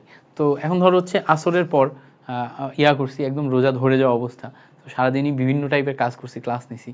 তো এই মোমেন্টে এসে দেখা যাচ্ছে যে ক্লাসটা নিতে বেশিই কষ্ট হয়ে যাচ্ছে। সো এই জন্যই দেখো CH4 এর ক্ষেত্রে কার্বন 6, 12 আর এখানে আমার 4, সব মিলে আসে হচ্ছে আমার 16। সো এখানে 16 হইলে দেখো এখানে 16, তাহলে 16 দুগুণা 32, 32 দুগুণা ভ্যালু আসে হচ্ছে আমার 64। তাহলে 64 হবে এখানে আমাদের কারেক্ট আনসার। বুঝতে পারছো? আশা করি বেসিকটা বুঝতে পারছো। ছোট্ট জিনিস খেয়াল করি নাই, ওইটা ভুল হয়েছে। এবার বলছে দেখো হাইড্রোজেন গ্যাসের সংকট তাপমাত্রা কত, এটা মাস্ট মুখস্থ করবা, এমসিকিউতে হুবহুব তুলে দেয় এমসিকিউতে। এটা কি -240, এটা হচ্ছে হাইড্রোজেন গ্যাসের সংকট তাপমাত্রা। সংকট তাপমাত্রা সংজ্ঞাটাও চাইলে একটু পড়ে রাখতে পারো, তোমার জন্য উপকার দিবে। বলছে দেখো নাইট্রোজেন চক্রতে উদ্ভিদ শোষণ করে কোনটি। দেখো উদ্ভিদ আয়ন ছাড়া শোষণ করতে পারে না, সো সে কি করে নাইট্রেট মাইনাস আয়ন, এই মাইনাস আয়ন থেকে নাইট্রোজেন শোষণ করে। ঠিক আছে, নাইট্রেট মাইনাস আয়ন থেকে নাইট্রোজেন শোষণ করে। তাহলে এখানে আমাদের উদ্ভিদ যেহেতু আয়ন ছাড়া শোষণ করতে পারে না, তাহলে শোষণ ঘটে হচ্ছে নাইট্রেট মাইনাস আয়ন থেকে। পরে বলছে দেখো 30 ডিগ্রি সেন্টিগ্রেড তাপমাত্রায় 740 অ্যাটম মিলিমিটার চাপে 25 ml গ্যাসের কয়টি অণু থাকে। তো আমাদের এখানে অণু সংখ্যা চাইছে। সো অণু সংখ্যা চাইলে দেখো আমরা PV = nRT এটা নিতে পারি। সো এখানে আমাদের অণু চাইছে, গ্যাসের কথা কি স্পেসিফিক ভাবে উল্লেখ আছে? গ্যাসের কথা স্পেসিফিক ভাবে উল্লেখ নাই। তো গ্যাসের কথা যেহেতু উল্লেখ নাই, তাহলে আমরা অণু সংখ্যা বের করব কিভাবে? 30 ডিগ্রি সেন্টিগ্রেড তাপমাত্রা এত অ্যাটম চাপে এত ml গ্যাসে কয়টি অণু থাকবে। সো অণু বের করতে হবে। সেখান থেকে আগে আমরা এত ml গ্যাসে কয়টি অণু থাকবে। আচ্ছা এই জায়গাতে না একটা কনসেপচুয়াল মিস্টেক আছে। এখানে তো আমরা একটা গ্যাস, কোন গ্যাস সেটা বলে দেওয়া লাগবে। এত ml গ্যাসে কয়টি অণু থাকবে। সো আমরা কোন গ্যাস সেটা বলে না দিলে আমি এখান থেকে এই n/n, আচ্ছা বলা লাগবে না গ্যাসের ক্ষেত্রে বলা লাগবে না, সরি দেখছো মাথায় কাজ করতেছে না, গ্যাসের ক্ষেত্রে বলা লাগবে না। দেখো n = আমরা অণু সংখ্যা বের করতে গেলে n/na বলতে পারবো, ইনটু RT বলতে পারবো, ইনটু PV। তাহলে দেখো ক্যালকুলেশন করলে এই যে অণু সংখ্যা বের করব, PV × NA / RT = n, এইটা পাচ্ছি। সো PV RT n এটা যখন পাচ্ছি, তখন অণু সংখ্যা n = দেখো P এর ভ্যালু এখানে কত দেয়া আছে 740 mm। তো এটাকে অ্যাটমসফিয়ারে বসালে 740 / 760 করলে এটাকে অ্যাটমে চলে আসবে। এবার দেখো V দেখো 25 ml। সো 25 ml এ বসালে তো হবে না, এটাকে লিটারে কনভার্ট করতে হবে। তাহলে 25 / 1000। এবার দেখো NA মানে কি অ্যাভোগাড্রো নাম্বার, 6 × 10⁻23 ডিভাইডেড বাই আমার এই যে R এর ভ্যালু আসবে হচ্ছে 0.08, টেম্পারেচার আসবে 30 ডিগ্রি। 30 ডিগ্রি মানে হচ্ছে এখানে আসবে হচ্ছে 273 যোগ করলে 303। সো টোটাল মিলে ক্যালকুলেশন করে এইটার ক্যালকুলেশন তুমি ক্যালকুলেটর ছাড়া মিলাবা কেমনে, আমাকে বলো ক্যালকুলেটর ছাড়া মিলাবা কেমনে? সম্ভব না। ওকে, সো এই হচ্ছে আমাদের ক্যালকুলেশনের লাস্ট বেসিক। অ্যান্সার কোনটা আসে, অ্যান্সার যেটা আসুক হোয়াটএভার, আমরা পরেরটায় যাই। বলছে কোন গ্যাসের তরলীভূত গ্যাসের তাপমাত্রা 5 কেলভিন, সেলসিয়াস স্কেলে তাপমাত্রা কত। তো দেখো এখানে কেলভিন স্কেলে 5 কেলভিন, সেলসিয়াস স্কেলে চাইছে। সো আমরা জানি C/5 - F - 32/9 K - 273 divided by 5। সেখান থেকে C = K - 273। সো আমাদের এখানে চাইছে কোন স্কেলে, সেলসিয়াস স্কেলে। তাহলে সেলসিয়াস স্কেলে কেলভিন থেকে 273 বাদ যায়। সো কেলভিন 5 - 273 যদি বাদ দাও, তাহলে এখানে ভ্যালু আসে -268। So -268 degree centigrade C number আসে হচ্ছে আমার এখানে কারেক্ট আনসার। সো আশা করি এই ব্যাপারটা ক্লিয়ার হয়েছে সেন্টিগ্রেড স্কেলে। পরে বলছে দেখো ব্যাপন হার নির্ভর করে কিসের উপর। সো আমরা জানি ব্যাপন হার 1/√m আণবিক ভরের উপর, 1/√d ঘনমাত্রার উপর। আবার এই ব্যাপন হার টেম্পারেচারের উপরও নির্ভর করে, টেম্পারেচার বাড়ালে ব্যাপন হার বাড়ে। সেখানে আমাদের 1, 2, 3 তিনটার উপরেই নির্ভর করে। ঠিক আছে, সো তিনটাই আমাদের কারেক্ট আনসার। এবার বলছে দেখো একজন লোক নিঃশ্বাসে এত ml বায়ু গ্রহণ করে, বায়ুর তাপমাত্রা 27। এবার বলছে সে বাতাসের চাপ এত mm হলে লোকটি একবারে কতখানি গ্যাসাণু গ্রহণ করে। ঠিক আছে, সেখানে আমাদের বাতাসের চাপ যখন অত, তখন আমাদের মানে কতগুলা গ্রহণ করে সেটা আমাদের বের করতে হবে। সো আলটিমেটলি এখানে আমাদের দেখো V দেয়া আছে 200 ml, তারপরে দেখো 27 ডিগ্রি সেন্টিগ্রেড টেম্পারেচার T দেয়া আছে। তো 27 + 273 মানে 300 কেলভিন টেম্পারেচার দেয়া। এরপরে দেখো চাপ দেয়া, চাপ মানে কত, ওই যে 750, সো 750 ডিভাইডেড বাই 760 করলে এটা অ্যাটমে চলে আসে। এটাও ml থেকে 200 ml থেকে লিটারে নিলে তোমার হচ্ছে 200 ডিভাইডেড বাই 1000 কত আসবে, উপরে 200 ml ডিভাইডেড বাই 1000 নিচে দিবা, সো 1000 নিচে দিবা, এটা আসবে হচ্ছে লিটারে, সো কনভার্ট করলে 0.2 লিটার এটা আসে। সো তিনটা ভ্যালু আমরা নিছি 27 ডিগ্রি সেন্টিগ্রেড টেম্পারেচার। এখন আমরা এখান থেকে অনুসংখ্যা বের করব। তো আমরা জানি PV = nRT, সো অনুসংখ্যা বের করতে গেলে PV বাই RT = n এটা আসবে। সো এখানে n এর ভ্যালু n ডিভাইডেড বাই আমরা na লিখতে পারবো। So na = PV divided by RT, এই PV ডিভাইডেড বাই RT নিলাম। তো এখান থেকে আমরা যখন n = নিব, n = na into PV divided by RT এটা। সো দেখো n এর ভ্যালু 6 × 10⁻23, PV এর ভ্যালু কত বলো তো, PV এর ভ্যালু অলরেডি আমরা জানি 0. P এর ভ্যালু হচ্ছে আমরা জানি হচ্ছে 750 ডিভাইডেড বাই 760, তো অলমোস্ট 0.8 বা 0.9 এর কাছাকাছি আসবে। এখানে এইটার ভ্যালু আসে হচ্ছে 0.2 ডিভাইডেড বাই আর এর ভ্যালু আসে হচ্ছে 0.08 এন্ড টেম্পারেচার নিচ্ছি আমরা কত 27 ডিগ্রি মানে হচ্ছে 300 কেলভিন। সো এই আসে। সো এটা ক্যালকুলেশন করলে দেখো এইটাকে যদি 0.8 ধরি তাহলে 0.8 0.08 এইটার সাথে একটা 10 দিয়ে গুণ করো, 10 দিয়ে ভাগ করো। সো 10 দিয়ে গুণ করলে 0.8 হয়, 0.8 0.8 10 দিয়ে ভাগ করলে সেই 10 উপরে চলে আসে। ওকে, সেই 10 এটার সাথে গুণ হইলে 2 হয়ে যায়, তাই না? তাহলে 2 হয়ে গেলে উপরে থাকে 2, নিচে থাকে 300 ইনটু এই সাইডে থাকে 6 × 10⁻23।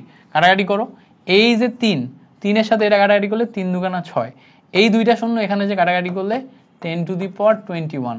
সো ক্যালকুলেশন করলে 4 × 10⁻21 এটা আসে, 4 × 10⁻21। সো 4 × 10⁻21 এইটা আমাদের দেখো 4 × 10⁻21 এটা আমাদের দেখো অপশন এ তে আছে, সো মানে কি ব্যাপার হচ্ছে 4 আসবে এটা আমরা বুঝতেই পারছি অ্যাপ্রক্সিমেট ক্যালকুলেশন করে। আমরা মেইনলি অ্যানসারটা দেখাবো হচ্ছে এই পাওয়ার 21 দেখে। সো দেখো আমরা এক ঘর পর্যন্ত নিছি, এক ঘরে আমাদের পাওয়ার 21 না, এখানে দুই ঘরে পাওয়ার 21, এক ঘরে পাওয়ার 21 এটা আছে। সো এটা দেখে আমরা দেখাইতে পারতেছি, দ্যাটস ইট। পরে দেখো বলছে অক্সিজেন গ্যাসের সন্ধি তাপমাত্রা কত। অক্সিজেন গ্যাসের সন্ধি তাপমাত্রা এটা কত আমার মনে নাই, এটা একটু বের করে তোমরা একটু মিলাই নিও। মুখস্থ ইনফরমেশন, অক্সিজেন গ্যাসের সন্ধি তাপমাত্রা যেটা আসবে সেটা মুখস্থ দেখাইতে হবে। এর বলছে দেখো বয়েল চার্লসের সমন্বয় সূত্র কোনটা। আমরা জানি বয়েল চার্লসের সমন্বয় সূত্র হচ্ছে এটা। সমন্বয় সূত্র মানে তিনটা সূত্রের সমন্বয়, ওই যে P is proportional to T, V is proportional to T, V is proportional to 1/P। So তিনটা সমন্বয় করলে P1 V1/T1 ইকুয়ালস টু আমরা ভ্যালু পাই P2 V2/T2। এইটা হচ্ছে আমাদের সমন্বয় সূত্র। ওকে, এবার বলতে দেখো 1 লিটার পানিতে 0.05 গ্রাম আর্সেনিক থাকলে পানিতে আর্সেনিকের ঘনমাত্রা কত। সো 0.05 এটার ঘনমাত্রা চাইছে। সো খেয়াল করো 0.05 উপরে আমার মিলিগ্রাম আছে কয় লিটারে, 1 লিটারে। তো এই যে 1 লিটারে এটাই কিন্তু ঘনমাত্রা কোন এককে 0.05 মিলিগ্রাম পার লিটার, যেটাকে আমরা বলি হচ্ছে ppm। তাহলে 0.05 ppm এটাই হচ্ছে আমাদের ঘনমাত্রা।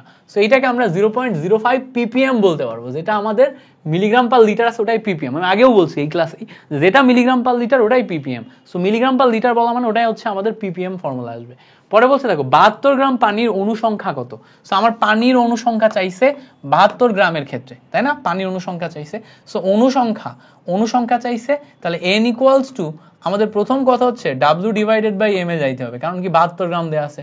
অনুসংখ্যা চাইলে n ডিভাইডেড বাই n এ, এইটা হবে ফর্মুলা। তাহলে দেখো উপরে আমরা বসাবো 72, পানির ক্ষেত্রে আমাদের ভর কত খেয়াল করো তো, অক্সিজেন 8 16 আর 2 18, তাহলে উপরে আসবে হচ্ছে নিচে আসবে 18, n ডিভাইডেড বাই n এ। তাহলে দেখো গুণ যখন করবা তাহলে দেখো n ইকুয়ালস টু এটা আর গুণ হলে অ্যাভোগাড্রো নাম্বার সবসময় 6 × 10⁻23 বসাবা।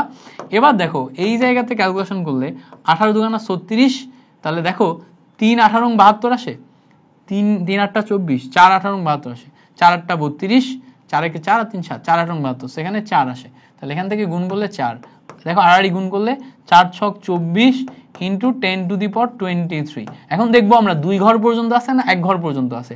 2 ঘর পর্যন্ত থাকলে এটা, আর 1 ঘর পর্যন্ত থাকলে 2.4 ইন্টু 10⁻24। সো একটু দেখবো 2 ঘর না 1 ঘর। দেখো 2 ঘর পর্যন্তই এটা দেয়া আছে 24 ইন্টু 10⁻23, তার মানে ডি নাম্বারটা আসে হচ্ছে আমাদের কারেক্ট আনসার। ওকে, পরে বলছে ডুবুরিয়া অক্সিজেন সিলিন্ডারের মিশ্রণ হিসেবে কোন গ্যাস ব্যবহার করে। সো আমরা মাথায় রাখবো এটা অক্সিজেন সিলিন্ডারের সাথে মিশ্রণ হিসেবে নিষ্ক্রিয় গ্যাস হিলিয়াম ব্যবহার করা হয়।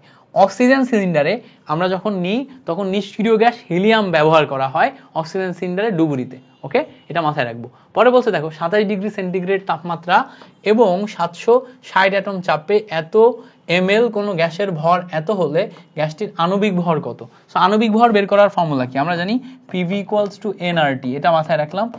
N = W/m, N = W/m, W/m, RT = PV, এটা। সো খেয়াল করো এখান থেকে আমরা যদি বের করার চেষ্টা করি m = WRT divided by PV, এটা আসে WRT divided by PV। So এই যে WRT divided by PV, W এর ভ্যালু একটু মাথায় রাখার চেষ্টা করব। W এর ভ্যালু কোনটা এখানে বলো তো? W এর ভ্যালু দেখো এখানে আমাদের দেয়া আছে 0.54। আচ্ছা নিলাম। R এর ভ্যালু, যেহেতু আমরা এখানে আণবিক ভর বের করব গ্রামে, তাহলে 0.0821 মানে 0.08 এটা বসাতে পাচ্ছি। টেম্পারেচার আমরা 300 কেলভিন বসাতে পাচ্ছি।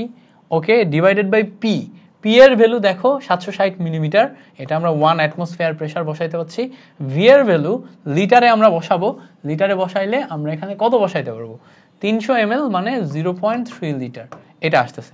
সো আলটিমেটলি আমরা এখান থেকে ক্যালকুলেশন করলে দেখো এইটাকে 3 ডিভাইডেড বাই 10 লেখা যায়। এই 3 কেটে যায়, 10 উপরে যে 1000 এর সাথে গুণ হয়। আচ্ছা পরে আর কিন্তু এখানে কিছুই থাকে না, 0.5 থাকে ইনটু এখানে দেখো 8 ডিভাইডেড বাই 100 হয়, তাই না? এই 100 এর সাথে এটা কেটে যে 10 হয়ে যায়, তাহলে এই 10 এর সাথে এই গুণ হয়ে 0.5 হয়ে যায় বা 5.4 হয়ে যায় ইনটু 8 আসে। সেখানে দেখো 4 8টা 32 এর 2 আসে, 5 8টা 40, 40 আর আগে ছিল হচ্ছে আমাদের 3, 43 আসে। সো এটা ক্যালকুলেশন করলে 4.32 আমরা ভ্যালু পাই। সেখান থেকে 4.32 এই টাইপের যে ভ্যালু, এই ভ্যালুটা আমরা কই পাচ্ছি, কত নম্বরে পাচ্ছি? 4.32 সো বা 43.2, 4.32 না 43.2 এটা আসে। কারণ কি 5 8টা 40 না, 43.2 আসবে। 43. এটা দেখো এই জায়গায় আসছে 43, 43 ভ্যালুটা আমাদের কোথায় আছে? সরাসরি ডি নম্বরে আছে। বুঝতে পারছো? সো এইভাবে আমরা এখান থেকে কারেক্ট আনসারটা বের করলাম। পরে বলছে দেখো 16 গ্রাম অক্সিজেন এবং 3 গ্রাম হাইড্রোজেন গ্যাসের মিশ্রণে এত কিলোপ্যাসকেল হলে মিশ্রণের অক্সিজেন গ্যাসের আংশিক চাপ কত। সো আমাদের এখানে আংশিক চাপ বের করা লাগবে। সো আমাদের এখানে মোট চাপ দেয়া আছে, 3টা দিয়ে আংশিক চাপ বের করতে হবে। প্রথম কথা এই অক্সিজেনের মোল বের করব। অক্সিজেনের মোল বের করলে দেখো 16 ডিভাইডেড বাই 32 হাফ মোল আসে। তারপরে হাইড্রোজেনের মোল বের করব, 3 ডিভাইডেড বাই 2 করলে আমার এখানে 3 ডিভাইডেড বাই 2 করলে 1.5 মোল আসে। তাহলে দেখো হাফ মোল আর 1.5 মোল, টোটাল মোল করলে হাফ প্লাস 1.5 আসে হচ্ছে 2 মোল। ওকে, এবার আমার মিশ্রণে অক্সিজেন গ্যাসের আংশিক চাপ বের করতে বলছে, তাহলে P of oxygen equals to X of oxygen into মোট চাপ। তাহলে X অফ অক্সিজেন বলতে বুঝাই নিচে মোট মোল 2, উপরে অক্সিজেনের মোল কত? হাফ নিলাম ইন্টু মোট চাপ কত? 16। সো এখান থেকে ক্যালকুলেশন করো, ক্যালকুলেশন করলেই পাবা 1/2 ইন্টু 1/2 ইন্টু 16। সো দেখো এটার সাথে এটা কাটাকাটি করলে আসে হচ্ছে 4 কিলোপ্যাসকেল। সো 4 কিলোপ্যাসকেল সি নাম্বার আসে হচ্ছে আমাদের এখানে কারেক্ট আনসার। আশা করি এটা আমাদের ক্লিয়ার হয়েছে। পরে দেখো 48 নম্বর বলছে, আর পারতেছি না, মানে খুবই কষ্ট হয়ে যাচ্ছে এবার ক্লাস নিতে। একটু রেস্ট নিই, 5 মিনিট রেস্ট নিই, তারপরে আবার নিই ক্লাসটা। কি বলো, 5 মিনিট রেস্ট নেওয়া যায়? গলায়ও পারতেছে না, এনার্জিও আর নিচ্ছে না। 1 ঘন্টা 2 মিনিট হয়েছে ক্লাস। সো চলো আমরা বাকি এমসিকিউ গুলো শেষ করে ফেলি, আমাদের আর অল্প কয়েকটা এমসিকিউ বাকি আছে। সো পরে এমসিকিউটা দেখো, বলছে যে 5 লিটার বেলুনকে 25 ডিগ্রি সেন্টিগ্রেড তাপমাত্রা থেকে 50 ডিগ্রি সেন্টিগ্রেড তাপমাত্রা উত্তপ্ত করলে নতুন আয়তন কত হবে। সো আয়তনের সাথে temperature V is proportional to T সম্পর্ক, মানে V1 by V2 is equals to T1 by T2 এরকম আসে। সো আমরা এখানে দেখো নতুন আয়তন বের করতে চাচ্ছি, আগের আয়তন 5 লিটার ছিল, পরের আয়তন আমরা জানি না। T1 এর ভ্যালু 25 ডিগ্রি ছিল, 25 ডিগ্রি মানে হচ্ছে 298 কেলভিন, আর 50 ডিগ্রি মানে হচ্ছে এর সাথে আরো তোমার 25 যোগ হবে, তার মানে কত আসবে বলো তো? তোমার 273 প্লাস 50 এটা আসে। সো ক্যালকুলেশন করলে দেখো 3 5 আর 3 মানে কত আসে? 5 7 5 12, হাতে থাকে 1, 323 আসে। সো ক্যালকুলেশন করলে আড়াআড়ি গুণ হবে, আড়াআড়ি গুণ হলে V2 equals to 323 into 5 divided by 298। So almost এটা হচ্ছে আমাদের ক্যালকুলেশন করে আমরা এখান থেকে বের করে ফেলতে পারবো। অ্যাপ্রক্সিমেট ক্যালকুলেশন করবা, ইনশাল্লাহ বের হয়ে যাবে, বুঝতে পারছো? সো এটা দেখে বলে দেওয়া যাচ্ছে একটা জিনিস, যে এই ভ্যালুটা অলরেডি এখানে আমার 5 লিটার আছে, এইটা ছোট সংখ্যা, এটা বড় সংখ্যা। সো অলরেডি এইটা যদি আমি ভাগ করি, তাহলে এইটা দিয়ে এটা ভাগ করলে 1 পয়েন্ট সামথিং হবে, মানে 5 পয়েন্ট সামথিং হবে, এটা মাস্ট। সো 5 পয়েন্ট সামথিং কত হতে পারে? 5.4, 5, 6, এক্সাক্ট ক্যালকুলেশনটা করে তুমি বের করতে পারবা। পরে দেখো বলছে আদর্শ গ্যাস সকল তাপমাত্রা চাপে কোন সমীকরণ মেনে চলে? আদর্শ gas PV equals to nRT সমীকরণ মেনে চলে, এটা আমরা সবাই জানি। পরে বলছে দেখো যে সমস্ত যৌগে প্রোটন দাতা এবং গ্রহীতা উভয় আচরণ করে তাদেরকে কি বলে? আমরা জানি তাদেরকে অ্যামফোটোরিক যৌগ বলে বা উভয় ধর্ম, ঠিক আছে? অ্যামফিফোটোরিক, আচ্ছা এটা ভুল বলছি, এইটা না, অ্যামফোটোরিক কথাটা দেখো, এইটা ইয়াটা ভালো করে দেখতে হবে, মানে স্পেলিংটা ভালো করে দেখতে হবে। অ্যামফোটোরিক, আবার ভুল করে আমার মতো প্রথমটা দেখাই ফেলো না, একই রকম ধোকা দিছে, বুঝছো? অ্যামফোটেরিক যৌগ। এবার দেখো সেম বিক্রিয়া, বলছে এই বিক্রিয়ায় অনুবন্ধী ক্ষার কোনটি? অনুবন্ধী ক্ষার। সো অনুবন্ধী ক্ষার মানে হচ্ছে যে এর যে বেসিক অম্ল, এ অনুবন্ধী ক্ষার হিসেবে কাজ করলে একজন অনুবন্ধী কি হিসেবে কাজ করবে? একজন অ্যাসিড হিসেবে কাজ করবে। সো অ্যাসিডের কাজ কি? অ্যাসিডের কাজ ছেড়ে দেয়া। তো অনুবন্ধী ক্ষার মানে যে অ্যাসিড যে আছে সে ছেড়ে দেওয়ার পর এটা থেকে যেটা তৈরি হবে সেটা হচ্ছে অনুবন্ধী ক্ষার। তো অ্যাসিড ছেড়ে দিছে, খেয়াল করো H2SO4 সালফিউরিক অ্যাসিড, এই সালফিউরিক অ্যাসিড একটা ছেড়ে দিছে, দেওয়ার পর পানি দেখো একটা গ্রহণ করে এটাই পরিণত হচ্ছে। তো ছেড়ে দেওয়ার পর এ যেটা তৈরি করছে সেটা হচ্ছে অনুবন্ধী ক্ষার। সো এ একটা হাইড্রোজেন ছাড়ার পর যেটা তৈরি করছে, তাহলে কি HSO4 মাইনাস, এটা হচ্ছে আমার অনুবন্ধী ক্ষার, বুঝতে পারছো? চিন্তা করবা এইভাবে, তাহলে সব সময় এটা মিলাই ফেলতে পারবা। পরে দেখো বলছে 100 ডিগ্রি সেন্টিগ্রেড তাপমাত্রা এবং 1 অ্যাটম চাপে তোমার 1 কেজি জলীয় বাষ্পের আয়তন কত? তো আমার 1 কেজি জলীয় বাষ্পের আয়তন বের করতে বলছে। সো এই যে 1 কেজি জলীয় বাষ্প, এই 1 কেজি জলীয় বাষ্পের আয়তন এটা বের করতে বলছে। ওকে, জলীয় বাষ্প মানে পানি, এত চাপ, এত তাপমাত্রা, সো আমাদের 1 কেজি জলীয় বাষ্পের আয়তন লাগবে। So PV equals to nRT, এটাই যাইতে হবে। সো আয়তন V equals to nRT divided by P আসবে। সো n এর ভ্যালু 1 কেজি জলীয় বাষ্প মানে 1 কেজি পানি ধরে নাও, এটা হচ্ছে 55.56 মোল আসে। ওই 1000 W/M করতে হয়, তো W/M করলে 1000 ডিভাইডেড বাই 18, পানির ওজন হচ্ছে 18 গ্রাম, মানে 1 মোলে 18 গ্রাম পানি থাকে। সো ইন্টু আর এর ভ্যালু 0.08 ইন্টু টেম্পারেচার 100 ডিগ্রি মানে 373, এটা পাইলাম, ডিভাইডেড বাই পি, প্রেসার মানে হচ্ছে 1 অ্যাটম। সো এই টোটালটা গুণ করে দেখো আমরা এখান থেকে ভ্যালুটা পাবো, সেখান থেকে যে ভ্যালু আসবে সেটা। ওকে, আমি একটু দ্রুত টানবো, এই জন্য এগুলো ক্যালকুলেশন আর দেখাচ্ছি না। বলছে প্রমাণ তাপমাত্রা চাপে অ্যামোনিয়া গ্যাসের ঘনত্ব কত? এটা একটু মনে রাখবা, 0.76, এটা হচ্ছে প্রমাণ তাপমাত্রা গ্যাসে অ্যামোনিয়া গ্যাসের যে ঘনত্ব সেটা 0.76 গ্রাম পার লিটার। পরে দেখো নির্দিষ্ট তাপমাত্রা চাপে আদর্শ গ্যাসের এত ml 0 ডিগ্রি সেন্টিগ্রেড তাপমাত্রা থেকে 100 ডিগ্রি সেন্টিগ্রেড তাপমাত্রা উত্তপ্ত করলে আয়তন কত গুণ হবে? আয়তন কত গুণ হবে এটা আমরা একটু দেখবো। আয়তন যদি দেখতে চাই V1 by V2 equals to, আমাদের ফর্মুলা আসে হচ্ছে T1 ডিভাইডেড বাই T2। আয়তন কত গুণ হবে সেটা বের করতে গেলে V2 ইকুয়ালস টু, আমাদের ফর্মুলা আসবে দেখো V1 into T2 divided by T1। So V1 এর যেই ভ্যালু সেইটা আমাদের তার সাথে কত গুণ সেটা বের করব। তো দেখো T2 এর ভ্যালু 100 ডিগ্রি মানে উপরে যাই 373, আর 0 ডিগ্রি মানে নিচে যাই 273, তাহলে আয়তন গুণ হয় 373 ডিভাইডেড বাই 273, মানে হচ্ছে ডি নাম্বার। আচ্ছা, এবার দেখো পরম শূন্য তাপমাত্রা নিচের কোনটি সত্য? মাথায় রাখতে হবে পরম শূন্য তাপমাত্রায় আমাদের কোনো গ্যাসের আয়তন শূন্য হয়, পরম শূন্য তাপমাত্রায় কোনো গ্যাসের আয়তন শূন্য হয়। একটি গ্যাসের তাপমাত্রা 27 ডিগ্রি থেকে বাড়ানোর ফলে এর চাপ অপরিবর্তিত থেকে আয়তন দ্বিগুণ হয়ে গেল। গ্যাসটির তাপমাত্রা কত বৃদ্ধি পেল? সো দেখো এখানে আমাদের চাপ অপরিবর্তিত আছে, আয়তন দ্বিগুণ হয়ে গেছে, অর্থাৎ V2 = 2V1 এটা হইছে। আগের আয়তন V1 ছিল, এখন V2 = 2V1 হয়ে গেছে, সো আয়তন দ্বিগুণ। এখন বলছে যে তাপমাত্রা, গ্যাসটির তাপমাত্রা কত বৃদ্ধি পেল? সো তাপমাত্রা T1 = 27 মানে 300 কেলভিন ছিল। এখন আমরা জানি V1/V2 = T1/T2। সেখান থেকে T2 এর ভ্যালু যদি আমরা বের করি, তাহলে T2 এর ভ্যালু বের করলে T1 × V2 / V1 আসবে। T1 এর ভ্যালু দেখো 300 কেলভিন, V2 এর ভ্যালু 2V1 / V1। সো সব মিলায় ক্যালকুলেশন করলে 600 কেলভিন আসে হচ্ছে পরবর্তী তাপমাত্রা। এবার পরবর্তী তাপমাত্রা 600 কেলভিন, আমার জিজ্ঞেস করছে হচ্ছে বৃদ্ধির পরিমাণ। তাহলে দেখো আগে ছিল 300 কেলভিন, দেখো আগে ছিল 300 কেলভিন, বৃদ্ধি হইছে কি আরো 600 তে গেছে 600 কেলভিন। তাহলে বৃদ্ধির পরিমাণ কত? 300 কেলভিন।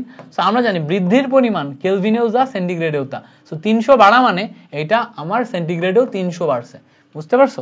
300 বাড়া মানে আমাদের সেন্টিগ্রেডও 300 বাড়ছে। এখানে কিন্তু কথাটা আছে বৃদ্ধি পেল, কথাটা আছে বৃদ্ধি আমার সেন্টিগ্রেডও যা হবে কেলভিনেও তাই হবে। বৃদ্ধি সবসময় সব স্কেলে সমান হয়। এবার বলছে দেখো স্থির তাপমাত্রা এবং 27 ডিগ্রি সেন্টিগ্রেড তাপমাত্রায় এত ml চেতনানাশক গ্যাস কোনো রোগীর শরীরে প্রবেশ করালো। রোগীর দেহের তাপমাত্রা 27 ডিগ্রি হলে প্রবিষ্ট গ্যাসের আয়তন কত? সো আমরা এখানে প্রবিষ্ট গ্যাসের আয়তন যেটা আছে এটা বের করা লাগবে। আচ্ছা আমরা আর কয়টা এমসিকিউ আছে একটু দেখি, আমার আসলে খুব কষ্ট হয়ে যাচ্ছে ক্লাসটা নিতে। আচ্ছা কয়টা এমসিকিউ আছে? এটাই আমার লাস্ট এমসিকিউ, এটাই লাস্ট, সরি। টোটাল 57টা এমসিকিউ ছিল। সো আমরা এটা শেষ করি। বলতে দেখো 27 ডিগ্রি সেন্টিগ্রেড তাপমাত্রা এবং স্থির চাপ 1500 ml চেতনানাশক প্রবেশ করানো, রোগীর দেহের তাপমাত্রা 37 ডিগ্রি হলে গ্যাসের আয়তন কত? সো চাপ আমাদের স্থির, তার মানে তাপমাত্রা T1 T2 এইটা দেয়া আছে, তাই না? T1 T2, T1 হচ্ছে 27 মানে 300 কেলভিন, T2 হচ্ছে আরো 10 বাড়াচ্ছ, সো 310 কেলভিন।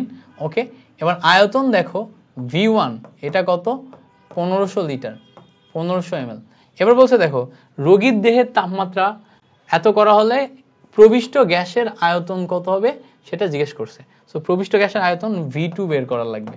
সো আমরা এখানে V2/V1 = T2/T1 পাবো। So V2 = V1 × T2 / T1 এটা আসবে। সো V1 এর ভ্যালু অলরেডি আমার দেয়া ছিল 1500, এর সাথে উপরে দেখো 310 / 300 ক্যালকুলেশন করলে অবভিয়াসলি 1500 থেকে বেশি হবে। সো 1500 থেকে বেশি কত? এখানে দেখো 1600, 1650, 1700 আছে। সো আই গেস এটা হচ্ছে 1550টা হবে, বুঝতে পারছো? এখান থেকে ক্যালকুলেশন করলে বোঝা যাবে।